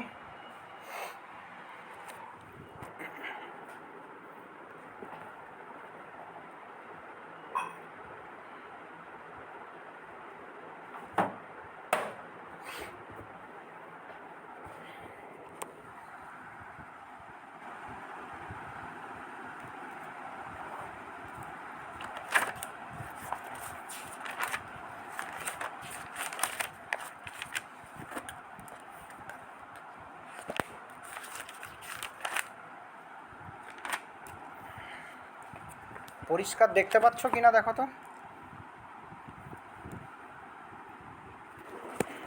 হ্যাঁ স্যার, মোটামুটি দেখা যাচ্ছে সব।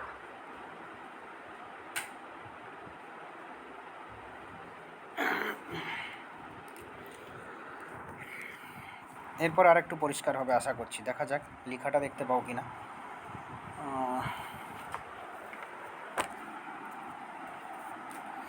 দেখো, তাহলে করণ সম্পর্কে আমি একটা কি তর্ক সংগ্রহকারের মত লিখে ওটা লিখে নাও পরপর, যে অসাধারণম কারণম করণম।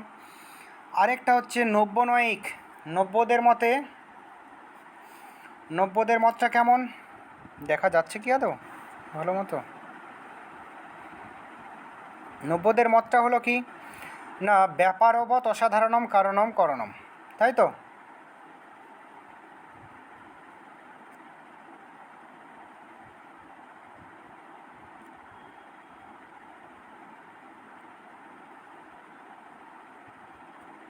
ব্যাপারবৎ অসাধারণম কারণম করণম, যেটা ব্যাপার বিশিষ্ট। ব্যাপার মানে কি? তজ্জন্যত্ব সতি তজ্জন্য জনকত্বম ব্যাপারও।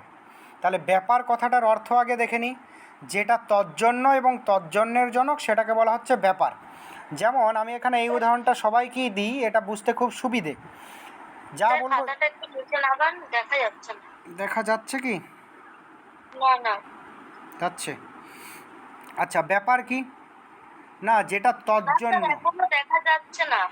খাতাটা আর একটু নিচে নামান, নিচের দিকটা নামান, নইলে ক্যামেরাটাকে ওপর দিকটা করুন। হুম, ক্যামেরাটাকে, হ্যাঁ এবার দেখা যাচ্ছে, এবার দেখা যাচ্ছে। হ্যাঁ স্যার, এবার দেখা যাচ্ছে, এবার দেখা যাচ্ছে।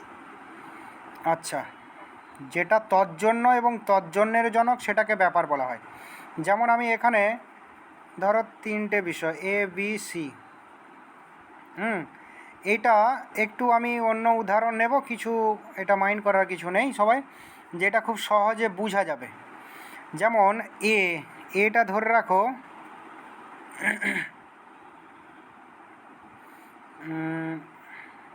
এখানে লিখো দাদু, এখানে লিখো বাবা, আর এখানে লিখো আমরা। হ্যাঁ দেখো, দাদু আমাদের যদি শিকড় বলতে চাই তাহলে দাদু, দাদুর আগে দাদুর বাবা, যাই হোক আমার এই তিনটে নিলেই হয়ে যাবে বোঝাটা এখানে। যে দাদুর থেকে কারা আসে? বাবা আসে, বাবার থেকে আমরা আসি, তাই তো? এরকম আমাদের ক্রম। তো এই আমরা আমরা এটা কি আমরা বাবা জন্য এটা বলতে পারি, আবার দাদু জন্যও তো বলতে পারি কি না? দাদু যদি না থাকতো তাহলে বাবাও থাকতো না, আমরাও থাকতো না। তাহলে আমরা এটা দাদু জন্য এটাও বলতে পারি, বাবা জন্য এটাও বলতে পারি, তাই তো? মানে পিতৃমাতৃ এদের জন্য, পিতামাতার জন্যও বলতে পারি, দাদু ঠাকুমার জন্যও বলতে পারি। তো এখানে দেখো যে যা তজ্জন্য এবং তজ্জন্যের জনক, যা তজ্জন্য এবং তজ্জন্যের জনক, যা তজ্জন্য, ততের জায়গাটাই শুধু করে দাও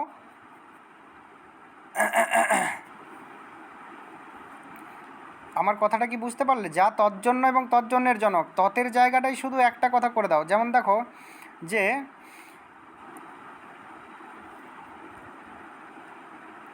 তোমার এটা যদি বলে দিই আমি, দাদু, ততের জায়গাটা লিখে দাও দাদু, দাদু। তাহলে যা দাদু জন্য এবং দাদু জন্যের জনক। বাবাটা কি? যা তজ্জন্য মানে দাদু জন্য, তাই তো? ততের জায়গায় দাদু বলে দিয়েছি, যা দাদু জন্য মানে বাবা বলতে পারি, তাই তো? আবার দাদু জন্যের জনক বলতে পারি আমি এখানে, যা তজ্জন্য আমরা, এটাও দাদু জন্য বলতে পারি, বাবাটাকেও দাদু জন্য বলতে পারি। তাহলে এটাকে আমি এইভাবে আমি বলি, আমি প্রথমে বুঝতে পারলাম কি যে দাদু, যেটা দাদু হচ্ছে আমাদের প্রধান খুঁটি, দাদু জন্য বাবা এটাও এসছে, আবার দাদু জন্য আমরাও প্রকারান্তরে।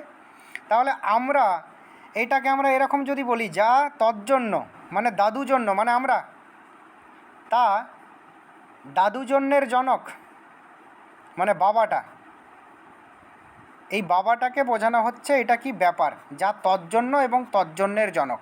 মানে কি যে বাবাটা হচ্ছে দাদু জন্য এবং দাদু জন্য যে আমরা তার জনক।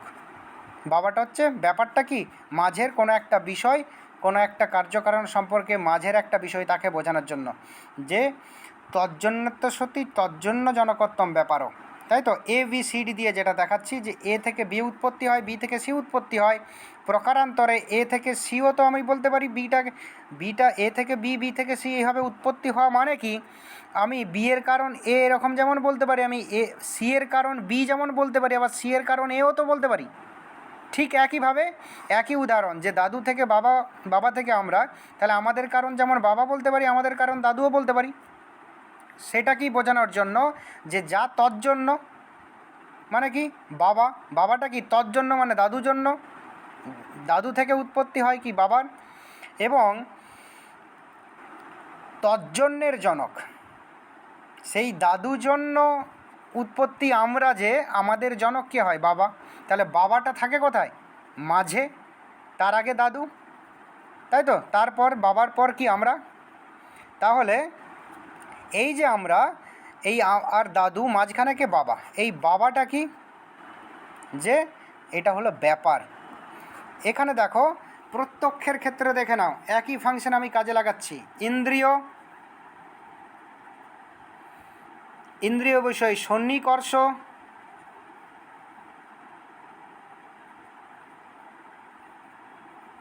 প্রত্যক্ষ। প্রথমে কি ইন্দ্রিয়, তারপর সন্নিকর্ষ, তারপরে প্রত্যক্ষ, তাই তো। ইন্দ্রিয় বিষয়, তারপরে সন্নিকর্ষ, তারপর প্রত্যক্ষ। তাহলে প্রত্যক্ষ হতে গেলে এখানে দেখো আমি নবীন এবং প্রাচীন সব মতগুলোই কাজে লাগাচ্ছি, যে এখানে প্রাচীন মত অনুযায়ী করণ কোনটা, এটা যদি বুঝতে পারো এরপর 90টা আমি বুঝিয়ে দেবো, সব ক্লিয়ার হবে। প্রাচীন মত অনুযায়ী এখানে প্রত্যক্ষের ক্ষেত্রে কি হয়, প্রথমে ইন্দ্রিয় থাকে, তারপর ইন্দ্রিয় বিষয় সন্নিকর্ষ হয়, তারপরে প্রত্যক্ষ জন্মে। তাহলে প্রত্যক্ষের ক্ষেত্রে প্রাচীন মত অনুযায়ী করণ কোনটা, সন্নিকর্ষ। সন্নিকর্ষ, ইন্দ্রিয় বিষয় সন্নিকর্ষ, তাই তো। এটা প্রাচীন মত, কেননা প্রাচীন মতে বলা হয়েছিল ফলাযোগ্য ব্যবচ্ছিন্নম কারণম করণম, ফলের অযোগ ব্যবচ্ছিন্ন হওয়ার পূর্বমূর্তি, মানে যেটার পরপরই ফলটা উৎপত্তি হয়, ফলের উৎপত্তি হয়, মানে আমার ইন্দ্রিয়ের থেকে ফলটার উৎপত্তি হয় না। ইন্দ্রিয় আছে, বিষয় আছে, প্রত্যক্ষ হবে না, কিন্তু ইন্দ্রিয় বিষয়ের সন্নিকর্ষ যেই হয়ে যাবে, প্রত্যক্ষ উৎপত্তি হয়ে যাবে প্রাচীনরা। তার জন্য তারা কি মানেন, ফলাযোগ ব্যবচ্ছিন্নম কারণম করণম মানেন, সেজন্য তাদের মতে প্রত্যক্ষের ক্ষেত্রে করণ কোনটা না, সন্নিকর্ষটা করণ, বোঝা গেল। কিন্তু নব্যদের মতে কোনটা করণ, নব্যদের মতে হচ্ছে যে ইন্দ্রিয়টা করণ, আর সন্নিকর্ষটা হচ্ছে কি ব্যাপার, তাই তো।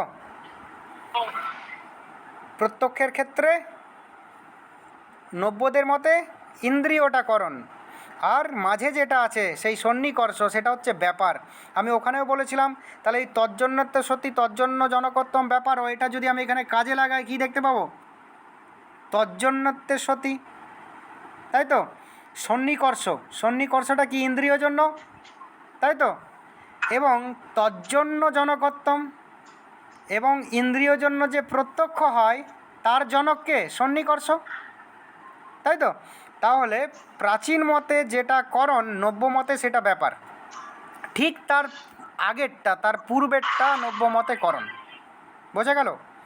প্রাচীন মতে কি কোনো কার্যোৎপত্তির ঠিক পূর্বে যে কারণটা থাকে সেটা করণ, আর নব্য মতে সহজ কথায় যে কি একেবারে কোনো কার্যোৎপত্তির পূর্বে যেটা থাকে সেটা ব্যাপার, তার পূর্বে যেটা থাকে সেটা হলো করণ। কিসের শব্দ হচ্ছে, বোঝা গেল কি বোঝা গেল না? স্যার কথা কেটে কেটে যাচ্ছে। সবার কি কথা কথা কাটছে নাকি শুধু তোমার? আমার মনে হয় স্যার আজকে নেট প্রবলেম, ওই জন্য আমি অর্ধেক সময় ছবিই দেখতে পাচ্ছি না। আচ্ছা, যাই হোক, আরেকটা করণ সম্পর্কে মত আছে জয়ন্ত ভট্টের, যেটা হচ্ছে বোধাবোধ স্বভাববাদ কারণম, যেটা বোধ এবং অবোধ সকলই কি করণ না। যেমন অন্ধকারে রমণী প্রত্যক্ষ, যে অন্ধকারে কোনো কিছুর কি প্রত্যক্ষ, বললেন, বোধাবোধ স্বভাববাদ কারণম, যে বোধ এবং অবোধ, বোধ এবং অবোধের স্বভাবই হলো কি করণ, মানে কোনো কিছু যেটা আমি ধরো এরকম বলতে পারি যে যেটা মানে কোনো কার্যের উৎপত্তির পক্ষে কোনটা বেশি গ্রহণযোগ্য কোনটা বেশি কম গ্রহণযোগ্য এরকম কিছু হতে পারে না। একটা কার্য উৎপত্তির জন্য প্রত্যেকটা কারণই সমান হবে গ্রহণযোগ্য। একটা উদাহরণের সাহায্যে বলেছেন কি না, অন্ধকারে রমণী প্রত্যক্ষের উদাহরণ, যে অন্ধকারে একটা রমণী প্রত্যক্ষ করা হবে তার জন্য কি কি দরকার না, তোমার ধরো একেবারে ঘুরঘুটে অন্ধকার, একেবারে অন্ধকার, প্রচণ্ড অন্ধকার, কোনো আলো নেই, সেখানে কি রমণী প্রত্যক্ষ করা যাবে? যাবে না। আবার মানে রমণী আছে, যে ব্যক্তি দেখবে সেও আছে, কিন্তু অন্ধকার প্রচণ্ড, তাহলে কি করা যাবে? না, হবে না। যদি আবার হয় যে হ্যাঁ আলো আছে, যে ব্যক্তি দেখবে সেও আছে কিন্তু রমণী নেই, তাহলেও প্রত্যক্ষ করা যাবে না, তাই তো? আবার এরকম যদি হয় রমণী আছে, আলো আছে, কিন্তু যে দেখবে সে নাই, তাও অন্ধকারে রমণী প্রত্যক্ষ হবে না। তাহলে অন্ধকারে রমণী প্রত্যক্ষ করতে গেলে কি হবে না, অন্ধকারে বিদ্যুৎ চমকাতে হবে, মানে আলো থাকতে হবে, সেই রমণীকে থাকতে হবে, যে দেখবে তাকে থাকতে হবে। মানে এইটার দ্বারা এই বোঝাতে চেয়েছেন যে কার্য উৎপত্তির জন্য কোনটা বেশি গ্রহণযোগ্য বা কম গ্রহণযোগ্য এরকম কারণ হতে পারে না, প্রত্যেক কারণ সমান গ্রহণযোগ্য, তাই সবগুলো কি করণ বলা হচ্ছে, তাই তো? এরকম একটা মত, কিন্তু এইটা আমাদের আলোচনায় অতটা আসে না। আমাদের মেন যেটা আলোচনায় আসে প্রাচীন এবং নব্যদের যে করণ সম্পর্কে মতভেদটা, সেই নিয়ে আমাদের অনেক বিভিন্ন মতের উৎপত্তি হয়ে যায়, বিভিন্ন থিওরি ভিন্ন ভিন্ন হয়ে যায়। যেমন প্রত্যক্ষের ক্ষেত্রে কি দেখালাম যে ইন্দ্রিয়ার্থ সন্নিকর্ষোৎপন্ন জ্ঞান, মানে ইন্দ্রিয় অর্থ, মানে ইন্দ্রিয় থাকে প্রথমে, খাতাতে বাঁ দিকে একদম ইন্দ্রিয় লিখো, তারপর প্লাস দিয়ে লিখো ইন্দ্রিয় বিষয় সন্নিকর্ষ, তারপরে সেখান থেকে উৎপত্তি হচ্ছে সমান দিয়ে কি প্রত্যক্ষ। তাহলে প্রত্যক্ষের পূর্বে কি থাকে? প্রত্যক্ষের পূর্বে প্রাচীনদের মতে কি না, করণ কোনটা না, ইন্দ্রিয় বিষয় সন্নিকর্ষ, কেননা সন্নিকর্ষের সন্নিকর্ষের পর মুহূর্তে প্রত্যক্ষ উৎপন্ন হয়। আর নব্যদের মতে কোনটা করণ না, ইন্দ্রিয়টা করণ, তাই তো? নব্যদের মতে ইন্দ্রিয়টা করণ, ইন্দ্রিয় বিষয় সন্নিকর্ষটা ব্যাপার, তাই তো? তো যাই হোক, আমরা এইটা যদি বুঝতে পারি তাহলে পরবর্তীটা বুঝতে পারবো। এই পর্যন্ত আলোচনা করলাম এই জন্যই যে দেখো, আমরা প্রত্যক্ষের যে লক্ষণ বলেছিলাম যে অক্ষস্য অক্ষস্য প্রতিবিষয় অভ্যস্তম প্রত্যক্ষম, তাছাড়া ইন্দ্রিয়ার্থ সন্নিকর্ষোৎপন্নম জ্ঞানম অব্যপদেশম অব্যবিচারী ব্যবসায়াত্মকম প্রত্যক্ষম, এরকম বলেছিলাম। হ্যাঁ, আবার তর্ক সংগ্রহকারের মতে এরকম বলেছিলাম কি ইন্দ্রিয়ার্থ সন্নিকর্ষজন্যম জ্ঞানম প্রত্যক্ষম। এই তিনটে কি প্রাচীন মত, এখানে সবটাই কিন্তু প্রত্যক্ষ। কেমন, কোন অর্থে প্রত্যক্ষ এরকম বলা হয়েছে না, ইন্দ্রিয়ের সঙ্গে অর্থের সন্নিকর্ষের ফলে উৎপন্ন যে জ্ঞান সেটা প্রত্যক্ষ।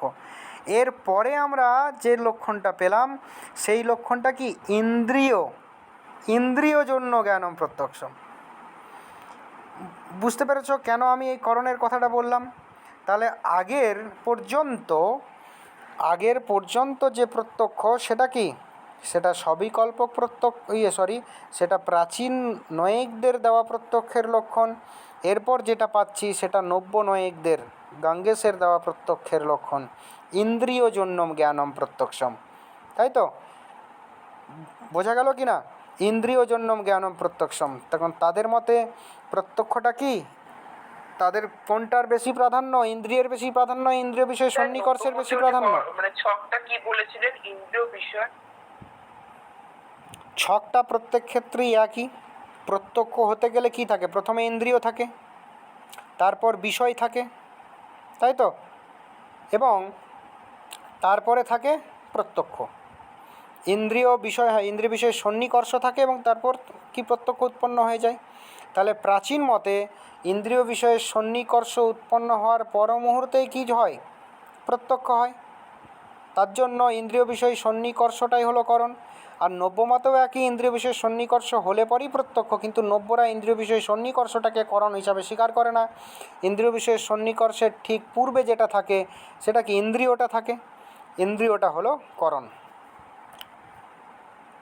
করণটা প্রাচীন এবং নব্য পার্থক্যটা বুঝতে পেরেছ কিনা বলো দেখি একটু।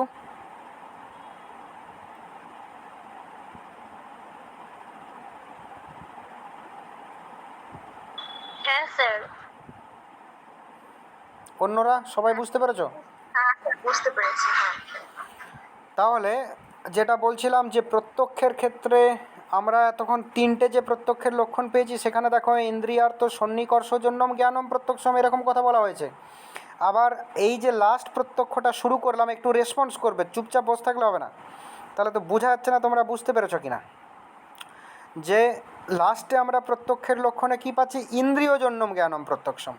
এটা কারণটা কি বোঝা গেল? কারণটা শুধু করণের পার্থক্য। এটা আগেরগুলো প্রাচীনদের মত ছিল, আর এটা নব্যদের মত। নব্যরা ইন্দ্রিয় বিষয় সন্নিকর্ষটাকে করণ হিসাবে স্বীকার করে না, তাই প্রত্যক্ষের লক্ষণে তারা ইন্দ্রিয় বিষয় সন্নিকর্ষটা দেননি, তারা দিয়েছেন কি ইন্দ্রিয়জন্যম জ্ঞানম প্রত্যক্ষম। তাই তো, ইন্দ্রিয়জন্য যে জ্ঞান সেটাই হচ্ছে কি আমার প্রত্যক্ষ, এরকম কথা বলেছেন। কিন্তু এখানে সমস্যা, এই পর্যন্ত আমরা প্রত্যক্ষের 4টে লক্ষণ পেলাম। এই 4টে লক্ষণের 3টে প্রাচীনদের, একটা নব্যদের মত হতে পারে, কিন্তু এই 4টে লক্ষণ সম্পর্কেই 2টো আপত্তি উঠছে। সেটা 4টে লক্ষণ সম্পর্কেই প্রযোজ্য। 2টো আপত্তি কি কি? একটা হলো অতিব্যাপ্তি, একটা হলো অব্যাপ্তি। অতিব্যাপ্তি অব্যাপ্তিটা কেউ বলতে পারবে? পড়েছো? বলা তো উচিত। অতিব্যাপ্তি মানে যখনকে ছাপিয়ে গিয়ে যখন অন্যান্য মানে ইররিলেভেন্ট টপিক গুলো আলোচনা করা হয়, সেটা হচ্ছে অতিব্যাপ্তি। আর অব্যাপ্তি হচ্ছে ওটা জিজ্ঞাসা করিনি। এখানে অতিব্যাপ্তি এবং অব্যাপ্তি দোষ কি কি? ও স্যার, সেটা আমি জানি না। তো অতিব্যাপ্তি দোষ বলতে বোঝাচ্ছে যেটা নিজের লক্ষ্যে না লেগে অন্যের লক্ষ্যেও মানে যাচ্ছে, সেটা অতিব্যাপ্তি। ঠিক আছে, ঠিক আছে, ঠিক আছে, ঠিক আছে, সেটা হয়তো স্যার ঠিক আছে। আর যেটা নিজের এখানে লক্ষ্যে যায় না সেটা অব্যাপ্তি। তুমি আর দেবাশিস, তুমি আর দেবাশিস পার্থক্য কি হলো? সে একই তো বললে। আমি বলছি এখানে প্রত্যক্ষের লক্ষণে শব্দটাতে অতিব্যাপ্তি দোষ হচ্ছে, ইন্দ্রিয় শব্দটাতে অতিব্যাপ্তি দোষ হচ্ছে, কারণ এখানে ইন্দ্রিয় এরকম কিছু একটা পড়েছিলাম। ইন্দ্রিয় বলতে এখানে মানে কোন প্রত্যক্ষের ক্ষেত্রে বোঝানো হচ্ছে, জীব প্রত্যক্ষের ক্ষেত্রে না ঈশ্বর প্রত্যক্ষের ক্ষেত্রে? মানে ইন্দ্রিয়ার্থ সন্নিকর্ষ বলতে এই জায়গাটা যতদূর মনে হচ্ছে। ওরকমই। যাই হোক, ইন্দ্রিয় বিষয় সন্নিকর্ষই বলো বা ইন্দ্রিয় জন্য প্রত্যক্ষই বলো না কেন, এটা নব্যমত। লাস্টে একটা সংজ্ঞায় পেলাম নব্যমতে। তো হ্যাঁ, ইন্দ্রিয়ই বলি বা ইন্দ্রিয় বিষয় সন্নিকর্ষই বলি, মানে ইন্দ্রিয় বিষয় সন্নিকর্ষ জন্য প্রত্যক্ষ বলি বা ইন্দ্রিয় জন্য প্রত্যক্ষ বলি, কি হয়? যাই বলি না কেন, আমার এখানে প্রত্যক্ষের ক্ষেত্রে 2টো দোষ ঘটছে। একটা কি অতিব্যাপ্তি, একটা অব্যাপ্তি দোষ। আমাদের দোষ 3 প্রকার হয়, অতিব্যাপ্তি, অব্যাপ্তি, অসম্ভব। যখন লক্ষ্য, আমার যে কোনো লক্ষণে একটা লক্ষ্য বস্তু থাকে, লক্ষণ থাকে, তাই তো? লক্ষণ কি, লক্ষ্য বস্তুটা সম্পর্কে যে কথা বলা হয় সেটা লক্ষণ, আর যার সম্পর্কে কিছু বলা হয় সেটা হলো লক্ষ্য। তো এই কোনো কিছু লক্ষণ যখন করি তখন আমাদের 3টে দোষকে অ্যাভয়েড করতে হয়। 3টে দোষের কোনো একটা হয়ে গেলে তাহলে সেই লক্ষণটা শুদ্ধ হলো না, যথার্থ হলো না। তো সেই দোষগুলো কি কি? অতিব্যাপ্তি, অব্যাপ্তি এবং অসম্ভব। যখন লক্ষ্যকে, আমার কোনো লক্ষণ যখন লক্ষ্যকে কাভার করে অন্যান্য বস্তুকেও বোঝায়, সেটাকে কি অতিব্যাপ্তি দোষ বলা হয়। যেমন আমার উদ্দেশ্য হলো কি মানুষের লক্ষণ দেওয়া, কিন্তু আমি যদি বলি দ্বিপদ বিশিষ্টতাই মানুষ, তাহলে দেখো দুপদ মানে দ্বিপদ মানুষের শুধু যে আছে এরকম নয়, অন্যান্য প্রাণীদেরও আছে। তাহলে মানুষ এবং অন্যান্য যাদের দ্বিপদ মানে যারা প্রাণী, তাদের সকলকেই বোঝানো হলো যে দ্বিপদ বিশিষ্টতাই হলো মানুষের লক্ষণ। যদি এরকম লক্ষণ করি মানুষের, তাহলে এটা হলো অতিব্যাপ্তি। অব্যাপ্তি কোনটা?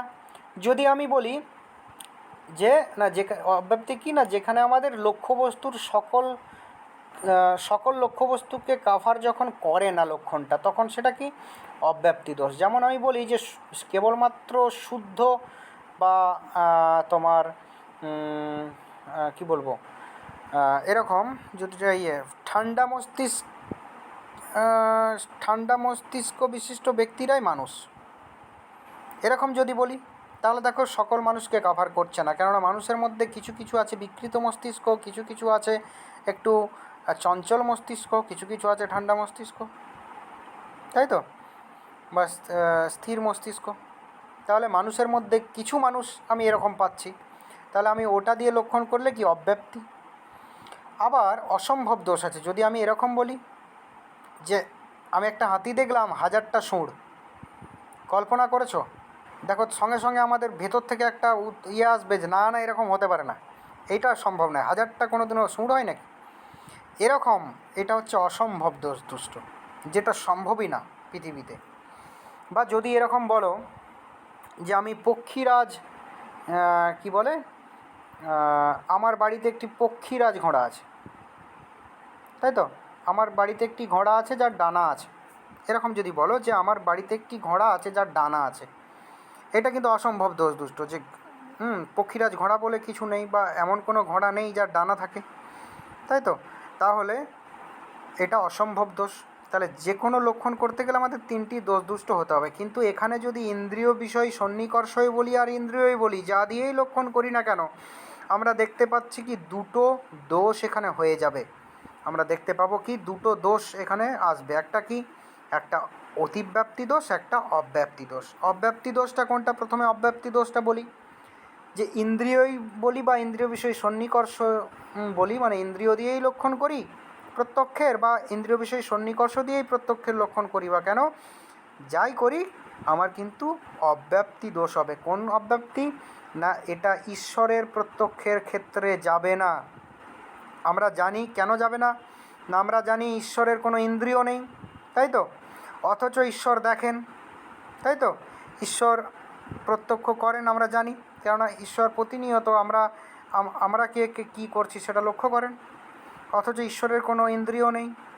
তাহলে যদি ইন্দ্রিয় বা ইন্দ্রিয় বিষয় সন্নিকর্ষ দিয়ে প্রত্যক্ষের লক্ষণ করি, তাহলে সেটা তো ঈশ্বরের প্রত্যক্ষে যাচ্ছে না, তাই তো। তার জন্য কি হচ্ছে, মানে প্রত্যক্ষ মানে কি, যত এই জগতে বিশ্ব মানে সব জায়গায়, মানে ত্রিভুবনে যত প্রত্যক্ষ যেখানে হয় সব প্রত্যক্ষের ক্ষেত্রেই যাওয়া উচিত, কিন্তু ঈশ্বরের প্রত্যক্ষের ক্ষেত্রে যাচ্ছে না, তা এখানে কি অব্যাপ্তি দোষ ঘটছে। দ্বিতীয় আপত্তি কি, অতিব্যাপ্তি দোষ। অতিব্যাপ্তি দোষ কোনটা? না দেখো, আমাদের প্রত্যক্ষের ক্ষেত্রে প্রয়োজন হয় কি, প্রত্যক্ষের ক্ষেত্রে প্রয়োজন কি, আমার আত্ম মনসংযোগ। প্রত্যক্ষই বলি বা যে কোনো জ্ঞানের ক্ষেত্রে কি হয়, আত্ম মনসংযোগ, মন ও ইন্দ্রিয় সংযোগ, ইন্দ্রিয় বিষয় সংযোগ, তাই তো, 3টে বিষয়, আত্ম মনসংযোগ, মন ইন্দ্রিয় সংযোগ, ইন্দ্রিয় বিষয় সংযোগ, 3টে সংযোগ দরকার, তবে আমার কি হয়, তবে আমার প্রত্যক্ষ বা অন্যান্য জ্ঞান হয়। তো আমার প্রত্যক্ষের ক্ষেত্রে কি মন প্রত্যক্ষের ক্ষেত্রে মনটা কাজে লাগছে কি না, মনটা ইন্দ্রিয় রূপে আমার স্বীকার করতে হচ্ছে, তাই তো, বা মনটা এখানে কারণ হচ্ছে যে আমার অন্যান্য যে জ্ঞান সেই ক্ষেত্রেও একই ব্যাপার, যে আত্মমনঃসংযোগ, মন ইন্দ্রিয় সংযোগ, ইন্দ্রিয় বিষয় সংযোগ, তাই তো। আবার অন্যান্য অনুমান উপমান ইত্যাদি জ্ঞানের ক্ষেত্রেও কিন্তু একই হচ্ছে। তাই বলা হচ্ছে যে ইন্দ্রিয় বিষয়ের সন্নিকর্ষ বা ইন্দ্রিয় যাই বলি না কেন, দেব প্রত্যক্ষের লক্ষণ করলে একটা অব্যাপ্তি দোষ ঘটছে, অতিব্যাপ্তি দোষ ঘটছে। প্রথমটা অব্যাপ্তি ছিল, ঈশ্বরের প্রত্যক্ষে যাচ্ছে না। দ্বিতীয়টায় কি, অতিব্যাপ্তি দোষ ঘটছে না, এই বিষয়টা প্রত্যক্ষের ক্ষেত্রে যেমন যাচ্ছে, অন্যান্য অনুমান ইত্যাদির ক্ষেত্রেও কিন্তু এরকম ঘটনাই ঘটে। তাই এটা কি, অতিব্যাপ্তি দোষ ঘটছে। কিন্তু উত্তরে বলা হচ্ছে, প্রথম উত্তর, যে এখানে যে প্রত্যক্ষের লক্ষণের কথা বলা হয়েছে সেটা শুধু মনুষ্যের প্রত্যক্ষের জন্যই, ঈশ্বরের প্রত্যক্ষের লক্ষণ এখানে দেওয়া হয়নি। এখানে যে প্রত্যক্ষের লক্ষণটা দেওয়া হয়েছে, ইন্দ্রিয়ার্থ সন্নিকর্ষোৎপন্নম বলো, ইন্দ্রিয় জন্যম বলো, সেটা কি, সেটা মনুষ্যের প্রত্যক্ষের লক্ষণ দেওয়া হয়েছে। ঈশ্বরের প্রত্যক্ষের লক্ষণ এখানে আলোচ্য বিষয় নয়, আলোচ্য বিষয় হচ্ছে মনুষ্যের প্রত্যক্ষ। তাই এখানে অব্যাপ্তি হওয়ার কোনো কথা নেই, কোনো কারণ নেই। দ্বিতীয়টার উত্তর কি, না আমার বলছি কি, না মনো ইন্দ্রিয় সংযোগ, ইন্দ্রিয় বিষয় সংযোগ, তার আগে কি আত্মমনো সংযোগ। তাহলে শুধুমাত্র যে প্রত্যক্ষের ক্ষেত্রেই মনটা থাকছে এরকম নয়, মনটা অনুমান উপমান ইত্যাদির ক্ষেত্রেও মনটা থাকে। তাহলে এখানে কি অতিব্যাপ্তি দোষ ঘটছে। এইটার উত্তরে কি বলা হচ্ছে, না মনটা প্রত্যক্ষের ক্ষেত্রেই শুধুমাত্র ইন্দ্রিয় রূপে থাকে, অন্যান্য অনুমান উপমান ইত্যাদির ক্ষেত্রে কি ইন্দ্রিয় রূপে থাকে না, মনস্থ রূপে থাকে। আমরা বলি কি প্রত্যক্ষের ক্ষেত্রে আমরা দেখবে যে বাহ্য প্রত্যক্ষ অন্তর প্রত্যক্ষ, অন্তর প্রত্যক্ষ অন্তর ইন্দ্রিয়ের দ্বারা হয়, বাহ্য প্রত্যক্ষ বাহ্য ইন্দ্রিয়ের দ্বারা হয়, এরকম কথা আমরা বলি, তাই তো? তাহলে শুধুমাত্র প্রত্যক্ষের ক্ষেত্রেই মনটা ইন্দ্রিয় রূপে কাজ করে, তাই তো? ইন্দ্রিয় রূপে কাজ করে কি প্রত্যক্ষের ক্ষেত্রেই। আর অনুমান উপমান শব্দের ক্ষেত্রে কি না, আমাদের যে কোনো জ্ঞান হতে গেলে তিনটে সংযোগ প্রয়োজন হয়, না হলে হবে না, যে আত্মমনসংযোগ, মন ইন্দ্রিয় সংযোগ, ইন্দ্রিয় বিষয় সংযোগ। তাহলে অন্যান্য প্রত্যক্ষের ক্ষেত্রে মনটা কী রূপে থাকে না, শুধু মনস্থ রূপে কারণ হয়। বোঝা গেল? ইন্দ্রিয় রূপে নয়, তাই তো? সেই মনটা যদি না থাকে অন্যান্য জ্ঞান হবে না, এই জন্যই মনটা থাকে, মনস্থ রূপেই থাকে। কিন্তু প্রত্যক্ষের ক্ষেত্রে মনটা ইন্দ্রিয় রূপে থাকে, অন্যান্য ক্ষেত্রে ইন্দ্রিয় রূপে থাকে না, মনস্থ রূপে থাকে। বোঝা গেল? দুটো আপত্তি এবং দুটোর উত্তর। বলো দেখি বুঝতে পারলে কি না, না বুঝতে পারলে বলো। স্যার আগের আপত্তিটা আরেকবার বলবেন? প্রথমেরটা বুঝেছি, সেকেন্ডেরটা হ্যাঁ, সেকেন্ডেরটা আমি বুঝতে পারছি। আরেকবার যদি বলেন ভালো হয়। কোনটা বুঝতে পেরেছো আর কোনটা পারোনি, প্রথমেরটা না সেকেন্ডেরটা?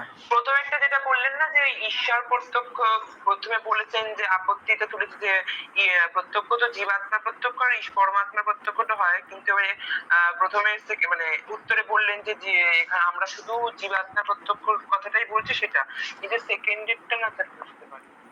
বলছি, প্রত্যক্ষের ক্ষেত্রে দুটো আপত্তি উঠেছিল, একটা অব্যাপ্তি একটা অতিব্যাপ্তি। অব্যাপ্তিটা কোনটা না, অব্যাপ্তিটা হলো এটা যে এই যে প্রত্যক্ষ ইন্দ্রিয় বলো বা ইন্দ্রিয় বিষয় সন্নিকর্ষ বলো, যে দিয়েই প্রত্যক্ষের লক্ষণ করি না কেন, প্রত্যক্ষের লক্ষণটা কিন্তু ঈশ্বরের প্রত্যক্ষের ক্ষেত্রে যাচ্ছে না। কেন যাচ্ছে না না, ঈশ্বরের তো ইন্দ্রিয় নেই। তাহলে ইন্দ্রিয় বিষয় সন্নিকর্ষ বলি, ইন্দ্রিয় জন্য যে জ্ঞান সেটা কি প্রত্যক্ষ বলি না কেন, সেটা ঈশ্বরের ক্ষেত্রে খাটছে না, তাই অব্যক্তি দোষ। কিন্তু উত্তরে কি বলা হচ্ছে না, এটা কোনো ঈশ্বরের প্রত্যক্ষের লক্ষণ এখানে দেওয়া আমার আলোচ্য মানে বিবেচ্য নয়। এখানে বিবেচ্য কি না, এখানে আমার মনুষ্যের প্রত্যক্ষের লক্ষণ দেওয়াটাই আমার এখানে বিবেচ্য। তা এখানে আপত্তির কোনো প্রশ্ন ওঠে না। দ্বিতীয় আপত্তি কোনটা না, অতিব্যাপ্তি দোষ। বলছে প্রত্যক্ষের ক্ষেত্রেও মন থাকে, অনুমান উপমান ইত্যাদির ক্ষেত্রেও মন থাকে। তাহলে এটা কি এরকমভাবে ইন্দ্রিয় বিষয় সন্নিকর্ষ বা ইন্দ্রিয় দ্বারা আমি প্রত্যক্ষের লক্ষণ করলে সেটা প্রত্যক্ষের ক্ষেত্রেও যেমন চলে যাবে, সেটা অনুমান উপমান ইত্যাদির ক্ষেত্রেও চলে যাবে, কেননা সেই সব ক্ষেত্রেও মনটা অ্যাক্টিভ থাকে, মনটার প্রয়োজন হয়। কিন্তু উত্তরে বলা হচ্ছে না, প্রত্যক্ষের ক্ষেত্রেই মনটা শুধুমাত্র ইন্দ্রিয় রূপে থাকে। এরকম দেখবে বলা হয় না যে আমাদের প্রত্যক্ষের ক্ষেত্রে কি হয়, বাহ্য প্রত্যক্ষ অন্তর্প্রত্যক্ষ, অন্তর্প্রত্যক্ষ কিসের দ্বারা হয়, মন নামক ইন্দ্রিয়ের দ্বারা, অন্তর ইন্দ্রিয় বা মন। আর বাহ্য প্রত্যক্ষ এরকম যে চক্ষু কোণ নাসিকা জিহ্বা ত্বক, এই যে পাঁচটা বহিরিন্দ্রিয় তার দ্বারা। অনুমানের ইত্যাদির অনুমান উপমান ইত্যাদির ক্ষেত্রে এরকম বাহ্য অন্তর ইন্দ্রিয়ের দ্বারা পার্থক্য করা হয় না, যে বাহ্য অনুমান অন্তর অনুমান, বাহ্য উপমান অন্তর উপমান এরকম করা হয় না। শুধু প্রত্যক্ষের ক্ষেত্রেই বাহ্য প্রত্যক্ষ অন্তর প্রত্যক্ষ, যে শুধুমাত্র অন্তর প্রত্যক্ষ সেই যে বিষয় সেটাই শুধুমাত্র মনের দ্বারা হয়ে থাকে, সেখানে মনটা ইন্দ্রিয় রূপে কাজ করে প্রত্যক্ষের ক্ষেত্রে। কিন্তু অনুমান উপমান ইত্যাদি উপমান ইত্যাদির ক্ষেত্রে কি হয়, মনটা কিন্তু ইন্দ্রিয় রূপে কাজ করে না, মনটা মনস্থ রূপে কাজ করে। যে ওই ক্ষেত্রে মনটা ফাংশনালি যদি না থাকে তাহলে আমার ওই জ্ঞানটা হবে না, অনুমান উপমান কোনো জ্ঞানই সম্ভব নয়। কেননা জ্ঞানের ক্ষেত্রে আমার তিনটে ফাংশন বললাম, যে আত্মমনসংযোগ, মন ইন্দ্রিয় সংযোগ, ইন্দ্রিয় বিষয় সংযোগ, এই তিনটে বিষয় যে কোনো জ্ঞানের ক্ষেত্রে কার্যকরী। কিন্তু প্রত্যক্ষের ক্ষেত্রেই মনটা শুধু কি ইন্দ্রিয় রূপে থাকছে, আমার অনুমান উপমান ইত্যাদির ক্ষেত্রে ইন্দ্রিয় রূপে থাকছে না, তাই আমার অতিব্যাপ্তি দোষ হচ্ছে না, তাই তো? ইন্দ্রিয় রূপে যে মন সেটা একমাত্র প্রত্যক্ষতেই থাকছে, তাই ইন্দ্রিয় বিষয় সন্নিকর্ষ বা ইন্দ্রিয় দিয়ে প্রত্যক্ষের লক্ষণ করলে অতিব্যাপ্তির কোনো সমস্যা থাকছে না। বোঝা গেল? এরপরে গাঙ্গেশ কি বলছেন, গাঙ্গেশ বলছেন যে যেহেতু সমস্যা এরকম হচ্ছে ইন্দ্রিয় বা ইন্দ্রিয় বিষয় সন্নিকর্ষ দিয়ে লক্ষণ করলে, তাই হ্যাঁ যদিও আপত্তির উত্তরও দেওয়া হলো সবই ঠিক আছে, কিন্তু তবুও চাইলেন কি, যেহেতু আপত্তি উঠেছে কোনোভাবে, এটা তো একটা প্রাচীন আলোচনা, একটা রীতি, যে কোনোভাবে যদি আপত্তি উঠে তাহলে সেটাকে বর্জন করে নতুন লক্ষণ দেওয়াটাই শ্রেয়। সেই জন্য গাঙ্গেস একটা লক্ষণ দিলেন কি, জ্ঞান অকরণকম জ্ঞানম প্রত্যক্ষম। যে জ্ঞানটা কি জ্ঞান অকরণক, যেটা অকরণক, যেটা অন্য কোনো তোমার জ্ঞান থেকে উৎপন্ন হয়নি, সেটা হচ্ছে প্রত্যক্ষ। দেখো প্রত্যক্ষের পূর্বে কি থাকে? প্রত্যক্ষের পূর্বে থাকে ইন্দ্রিয়, বিষয়, সন্নিকর্ষ। কোনোটাই দেখো জ্ঞান নয়, ভালো করে বোঝো। প্রত্যক্ষের পূর্বে থাকে ইন্দ্রিয়, বিষয়, সন্নিকর্ষ, এরকম কোনোটাই কিন্তু কি জ্ঞান নয়। কিন্তু অনুমান মানে অনুমিতি উপমিতি শব্দ, এর পূর্বে কি থাকে? কোনো না কোনো জ্ঞান থাকে। অনুমিতির পূর্বে কি থাকে? তোমার অনুমান জ্ঞান। উপমিতির পূর্বে কি থাকে? উপমান জ্ঞান। বোঝা গেল? বোঝা গেল কি গেল না? কিন্তু প্রত্যক্ষের পূর্বে কি থাকে না? কোনো জ্ঞান থাকে না, সেখানে থাকে জড় বস্তু, ইন্দ্রিয়, বিষয়, সন্নিকর্ষ, তাই তো? তাহলে এই জন্য প্রত্যক্ষকে বলা হচ্ছে জ্ঞান অকরণক জ্ঞান, যে জ্ঞানটা অন্য কোনো জ্ঞান থেকে উৎপন্ন হয় না। প্রত্যক্ষ জ্ঞানটা কি হয়? ডাইরেক্ট বিষয় থেকে উৎপন্ন হয়। বোঝা গেল? কিন্তু অন্যান্য জ্ঞানগুলো কোনো না কোনো জ্ঞান থেকে উৎপন্ন হয়। যেমন অনুমিতি জ্ঞান কিসের থেকে উৎপন্ন হয়? অনুমান থেকে, তাই তো? উপমিতি জ্ঞান কিসের থেকে উৎপন্ন হয়? উপমান থেকে। শব্দজ্ঞান কী থেকে উৎপন্ন হয়? শব্দ জ্ঞান থেকে। বোঝা গেল? বুঝতে পেরেছ কি না? হ্যাঁ স্যার, বুঝতে পেরেছি। হ্যাঁ স্যার। এই জন্য প্রত্যক্ষের লক্ষণ করা হলো জ্ঞান অকরণক জ্ঞান। কিন্তু এখানেও আপত্তি। কি আপত্তি? না প্রত্যক্ষ তো দুই প্রকার, নির্বিকল্পক এবং সবিকল্পক, তাই তো? নির্বিকল্পক এবং সবিকল্পক দুই প্রকার প্রত্যক্ষ। এই যে জ্ঞানকরণকম জ্ঞানম প্রত্যক্ষম, এই সংজ্ঞাটা প্রত্যক্ষের নির্বিকল্পক প্রত্যক্ষের ক্ষেত্রে গেলেও সবিকল্পক প্রত্যক্ষের ক্ষেত্রে যায় না। কেননা আমরা জানি কি সবিকল্পক প্রত্যক্ষের পূর্বে নির্বিকল্পক প্রত্যক্ষ থাকে, নির্বিকল্পক প্রত্যক্ষটা কারণ হয়, তাই তো? প্রথমে নির্বিকল্পক প্রত্যক্ষ, তারপরে সেই নির্বিকল্পক প্রত্যক্ষকে বিষয় করে সবিকল্পক প্রত্যক্ষ, আমরা এরকম জানি। তো সেই জন্য সবিকল্পক প্রত্যক্ষের ক্ষেত্রে এই লক্ষণটা যাচ্ছে না, কেননা এটা জ্ঞান অকরণক হয়ে যাচ্ছে, জ্ঞান কারণ হয়ে যাচ্ছে, এখানে জ্ঞান অকরণক হচ্ছে না। এটা শুধুমাত্র এই লক্ষণটা নির্বিকল্পক প্রত্যক্ষের ক্ষেত্রেই যাচ্ছে।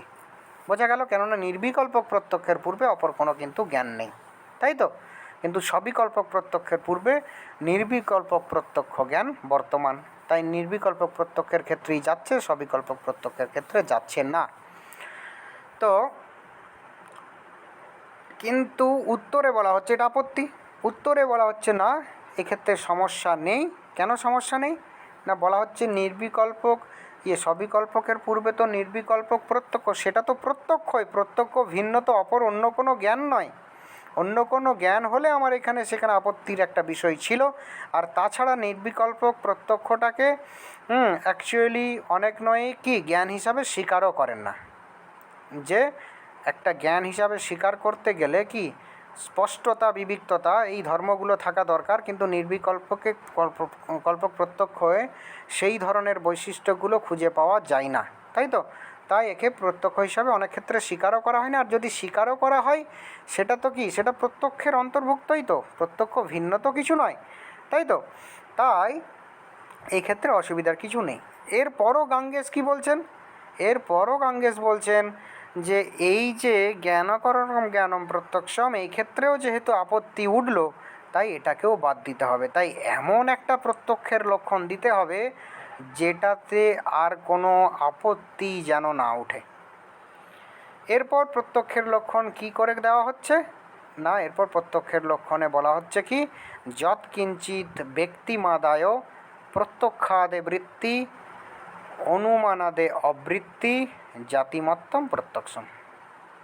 এটা প্রত্যক্ষের লাস্ট লক্ষণ।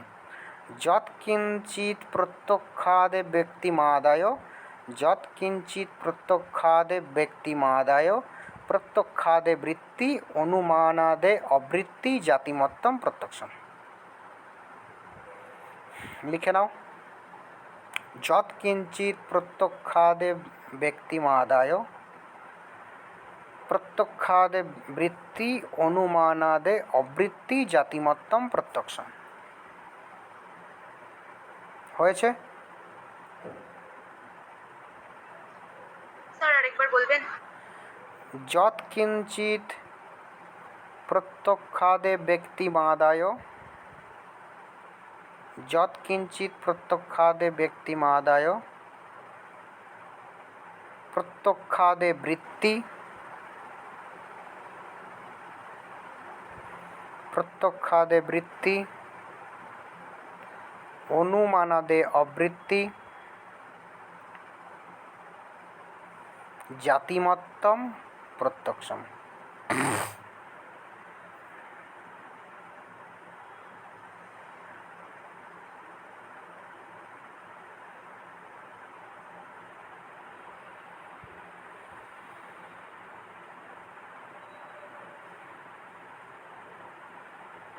হয়েছে?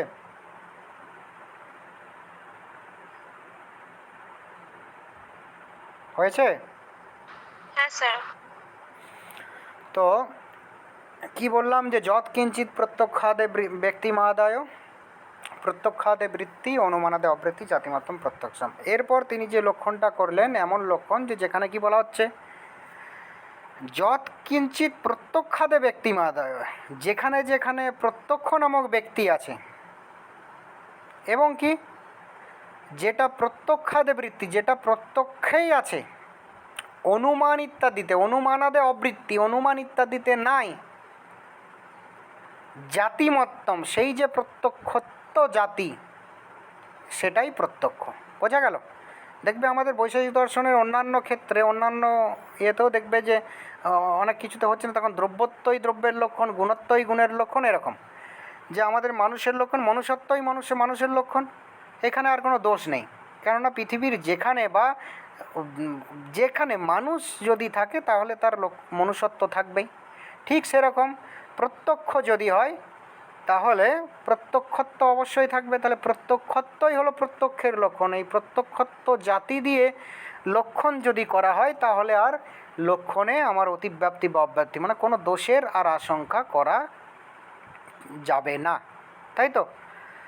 এই জন্য তিনি লাস্টে কি বললেন, যৎকিঞ্চিৎ প্রত্যক্ষাদে ব্যক্তিমাদায় প্রত্যক্ষাদে বৃত্তি অনুমানাদে অবৃত্তি জাতিমত্তম প্রত্যক্ষম। জাতি বা এ কি না, আমাদের দেখবে এক বিশেষ বিশেষ ABCDEF মানে এরকম বিশেষ বিশেষ ব্যক্তি বস্তু দেখতে এক জাতীয় সমজাতীয়, হ্যাঁ, ব্যক্তির ভিন্ন ভিন্ন মানে সমজাতীয় বা এক জাতীয় ভিন্ন ভিন্ন ব্যক্তির প্রত্যক্ষ হলে পরে হলে পরে কি হয় না, বা হতে হতে আমাদের সেই জাতীয় বস্তুর একটা অনুগত প্রতীতি বা অনুগত বুদ্ধি আমাদের জন্মে যায়, সেটাকে বলা হচ্ছে জাতি বা সামান্য, তাই তো?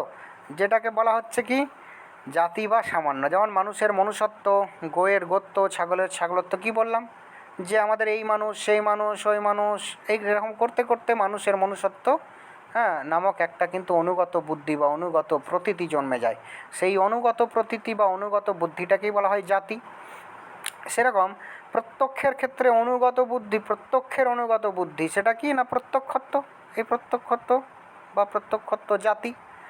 তো বলছেন কি যে যেহেতু এর আগের ভিন্ন ভিন্ন প্রত্যক্ষের লক্ষণের ক্ষেত্রে সমস্যা দেখা গিয়েছিল, তাই এমন একটা লক্ষণের পর করতে হবে যেটার কোনো দোষ নাই। সেটা কি না, সেটা হলো কি না প্রত্যক্ষত্বই হলো প্রত্যক্ষের লক্ষণ, তাই তো? তাহলে প্রত্যক্ষত্ব দিয়ে যদি লক্ষণ করা যায় তাহলে সেটাতে আর কোনো দোষের আশঙ্কা থাকছে না। তাই তিনি বললেন কি যৎকিঞ্চিৎ প্রত্যক্ষাদে ব্যক্তিমাদায় প্রত্যক্ষাদে বৃত্তি অনুমানাদে অবৃত্তি জাতিমত্তম প্রত্যক্ষম। বোঝা গেল? তাহলে প্রথমে কি বলেছিলাম, অক্ষস্য প্রতিবিষয় অভ্যস্তম প্রত্যক্ষম। তারপর বললাম ইন্দ্রিয়ার্থ সন্নিকর্ষোৎপন্নম জ্ঞানম অব্যপদেশম অব্যপচারী ব্যবসায়াত্মকম প্রত্যক্ষম। তারপর বললাম ইন্দ্রিয়ার্থ সন্নিকর্ষজন্যম জ্ঞানম প্রত্যক্ষম, এটা অন্নং ভট্ট তর্ক সংগ্রহকার।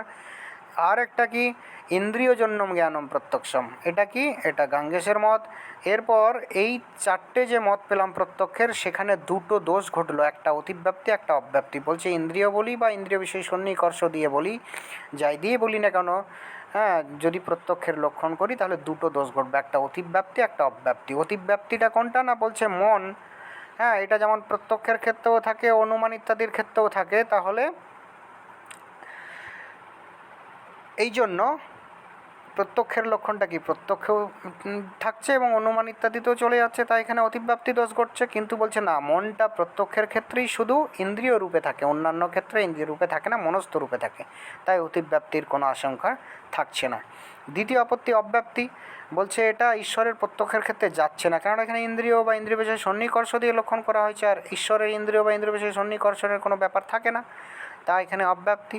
তারপর উত্তরে বলা হচ্ছে না, এখানে অভীষ্ট কি, আমার অভীষ্ট এখানে মনুষ্যের প্রত্যক্ষ, ঈশ্বরের প্রত্যক্ষ এখানে অভীষ্ট নয়, তাই এখানে আমার অব্যাপ্তি দোষের কোনো আশঙ্কা থাকলো না। এরপর গাঙ্গেশ একটা লক্ষণ দিচ্ছে কি, জ্ঞান করণকম জ্ঞানম প্রত্যক্ষম, যেটা জ্ঞান অকরণক জ্ঞান সেটা প্রত্যক্ষ জ্ঞান। দেখো, অনুমান উপমান ইত্যাদি এগুলো সবই কিন্তু জ্ঞান করণক জ্ঞান, প্রত্যেকটির পূর্বে কোনো না কোনো জ্ঞান আছে। দেখো, হ্যাঁ, তো অনুমানের পূর্বে কি ব্যাপ্তিক জ্ঞান, পরামর্শ জ্ঞান, উপমিতির পূর্বে কি উপমান, এরকম থাকে। কিন্তু প্রত্যক্ষের পূর্বে দেখো কোনো জ্ঞান নেই, প্রত্যক্ষের পূর্বে আছে ইন্দ্রিয়, বিষয়, সন্নিকর্ষ, সবই জড়, তাই প্রত্যক্ষ জ্ঞান ও করণক জ্ঞান, তাই বলা হচ্ছে জ্ঞান করণকম জ্ঞানম প্রত্যক্ষম। এটিরও বিরুদ্ধে আবার আপত্তি উঠল যে জ্ঞান করণকম জ্ঞানম প্রত্যক্ষম এরকম যদি প্রত্যক্ষের লক্ষণ করি, সেই ক্ষেত্রে সেটা নির্বিকল্পক প্রত্যক্ষের ক্ষেত্রে খাটবে, কিন্তু সবিকল্পক প্রত্যক্ষের ক্ষেত্রে খাটবে না। কেন না, সবিকল্পক প্রত্যক্ষের পূর্বে তো নির্বিকল্পক প্রত্যক্ষ থাকে, তাহলে সবিকল্পক প্রত্যক্ষটা জ্ঞান অকরণক হচ্ছে না, জ্ঞান করণক হয়ে যাচ্ছে, তাই তো। কিন্তু নির্বিকল্পক প্রত্যক্ষের পূর্বে যেহেতু আর কোনো জ্ঞান থাকে না, তাই নির্বিকল্পক প্রত্যক্ষের পূর্বে এই লক্ষণটি শুধুমাত্র খাটবে। উত্তরে বলা হচ্ছে না, নির্বিকল্পক প্রত্যক্ষকে অনেকে তো জ্ঞান হিসাবে স্বীকারও করে না, তাছাড়া নির্বিকল্প প্রত্যক্ষ যদি জ্ঞান হিসাবে স্বীকারও করা হয়, তা এটা তো প্রত্যক্ষ জ্ঞানই, অন্য কোনো তো জ্ঞান নয়। যদি একটা জ্ঞানের পূর্বে অপর যদি জ্ঞান থাকতো তাহলে আমার মানা যেত, এখানে তো নির্বিকল্পক জ্ঞানই, মানে এটা প্রত্যক্ষ জ্ঞানই, তাই এখানে কোনো আপত্তির আশঙ্কা নেই। তারপরও গাঙ্গেশ কি বলছেন যে এখানে এটা কিন্তু পুরো আলোচনাটা ভাষা পরিচ্ছেদের সিদ্ধান্ত মুক্তাবলীতে আছে, পুরোটা নয়, কিছুটা আছে, কিছুটা আছে ন্যায় সূত্রে, এইভাবে আছে। আবার তর্ক সংগ্রহে পাবে যে যৎকিঞ্চিৎ প্রত্যক্ষাদে ব্যক্তিমা আদায়, হ্যাঁ, প্রত্যক্ষাদে বৃত্তি অনুমানাদে অবৃত্তি জাতিমত্তম প্রত্যক্ষম, যে যেটা প্রত্যক্ষত্ব জাতি হচ্ছে লক্ষণ, সেই প্রত্যক্ষত্ব জাতি সেটা কি, সেটা শুধুমাত্র প্রত্যক্ষই থাকবে, যে কোনো প্রত্যক্ষই হোক না কেন প্রত্যক্ষই থাকবে, অনুমান ইত্যাদিতে থাকবে না, তাই এই প্রত্যক্ষত্ব নামক জাতি হচ্ছে প্রত্যক্ষের লক্ষণ। হ্যাঁ, এই দিয়ে লক্ষণ করলে আর কোনো অতিব্যাপ্তি অব্যাপ্তি কোনো দোষের কোনো প্রসঙ্গ থাকছে না, তাই এটাই হলো প্রত্যক্ষের যথার্থ বা অন্তিম লক্ষণ। বোঝা গেল? কার কিছু অসুবিধা থাকলে বলো।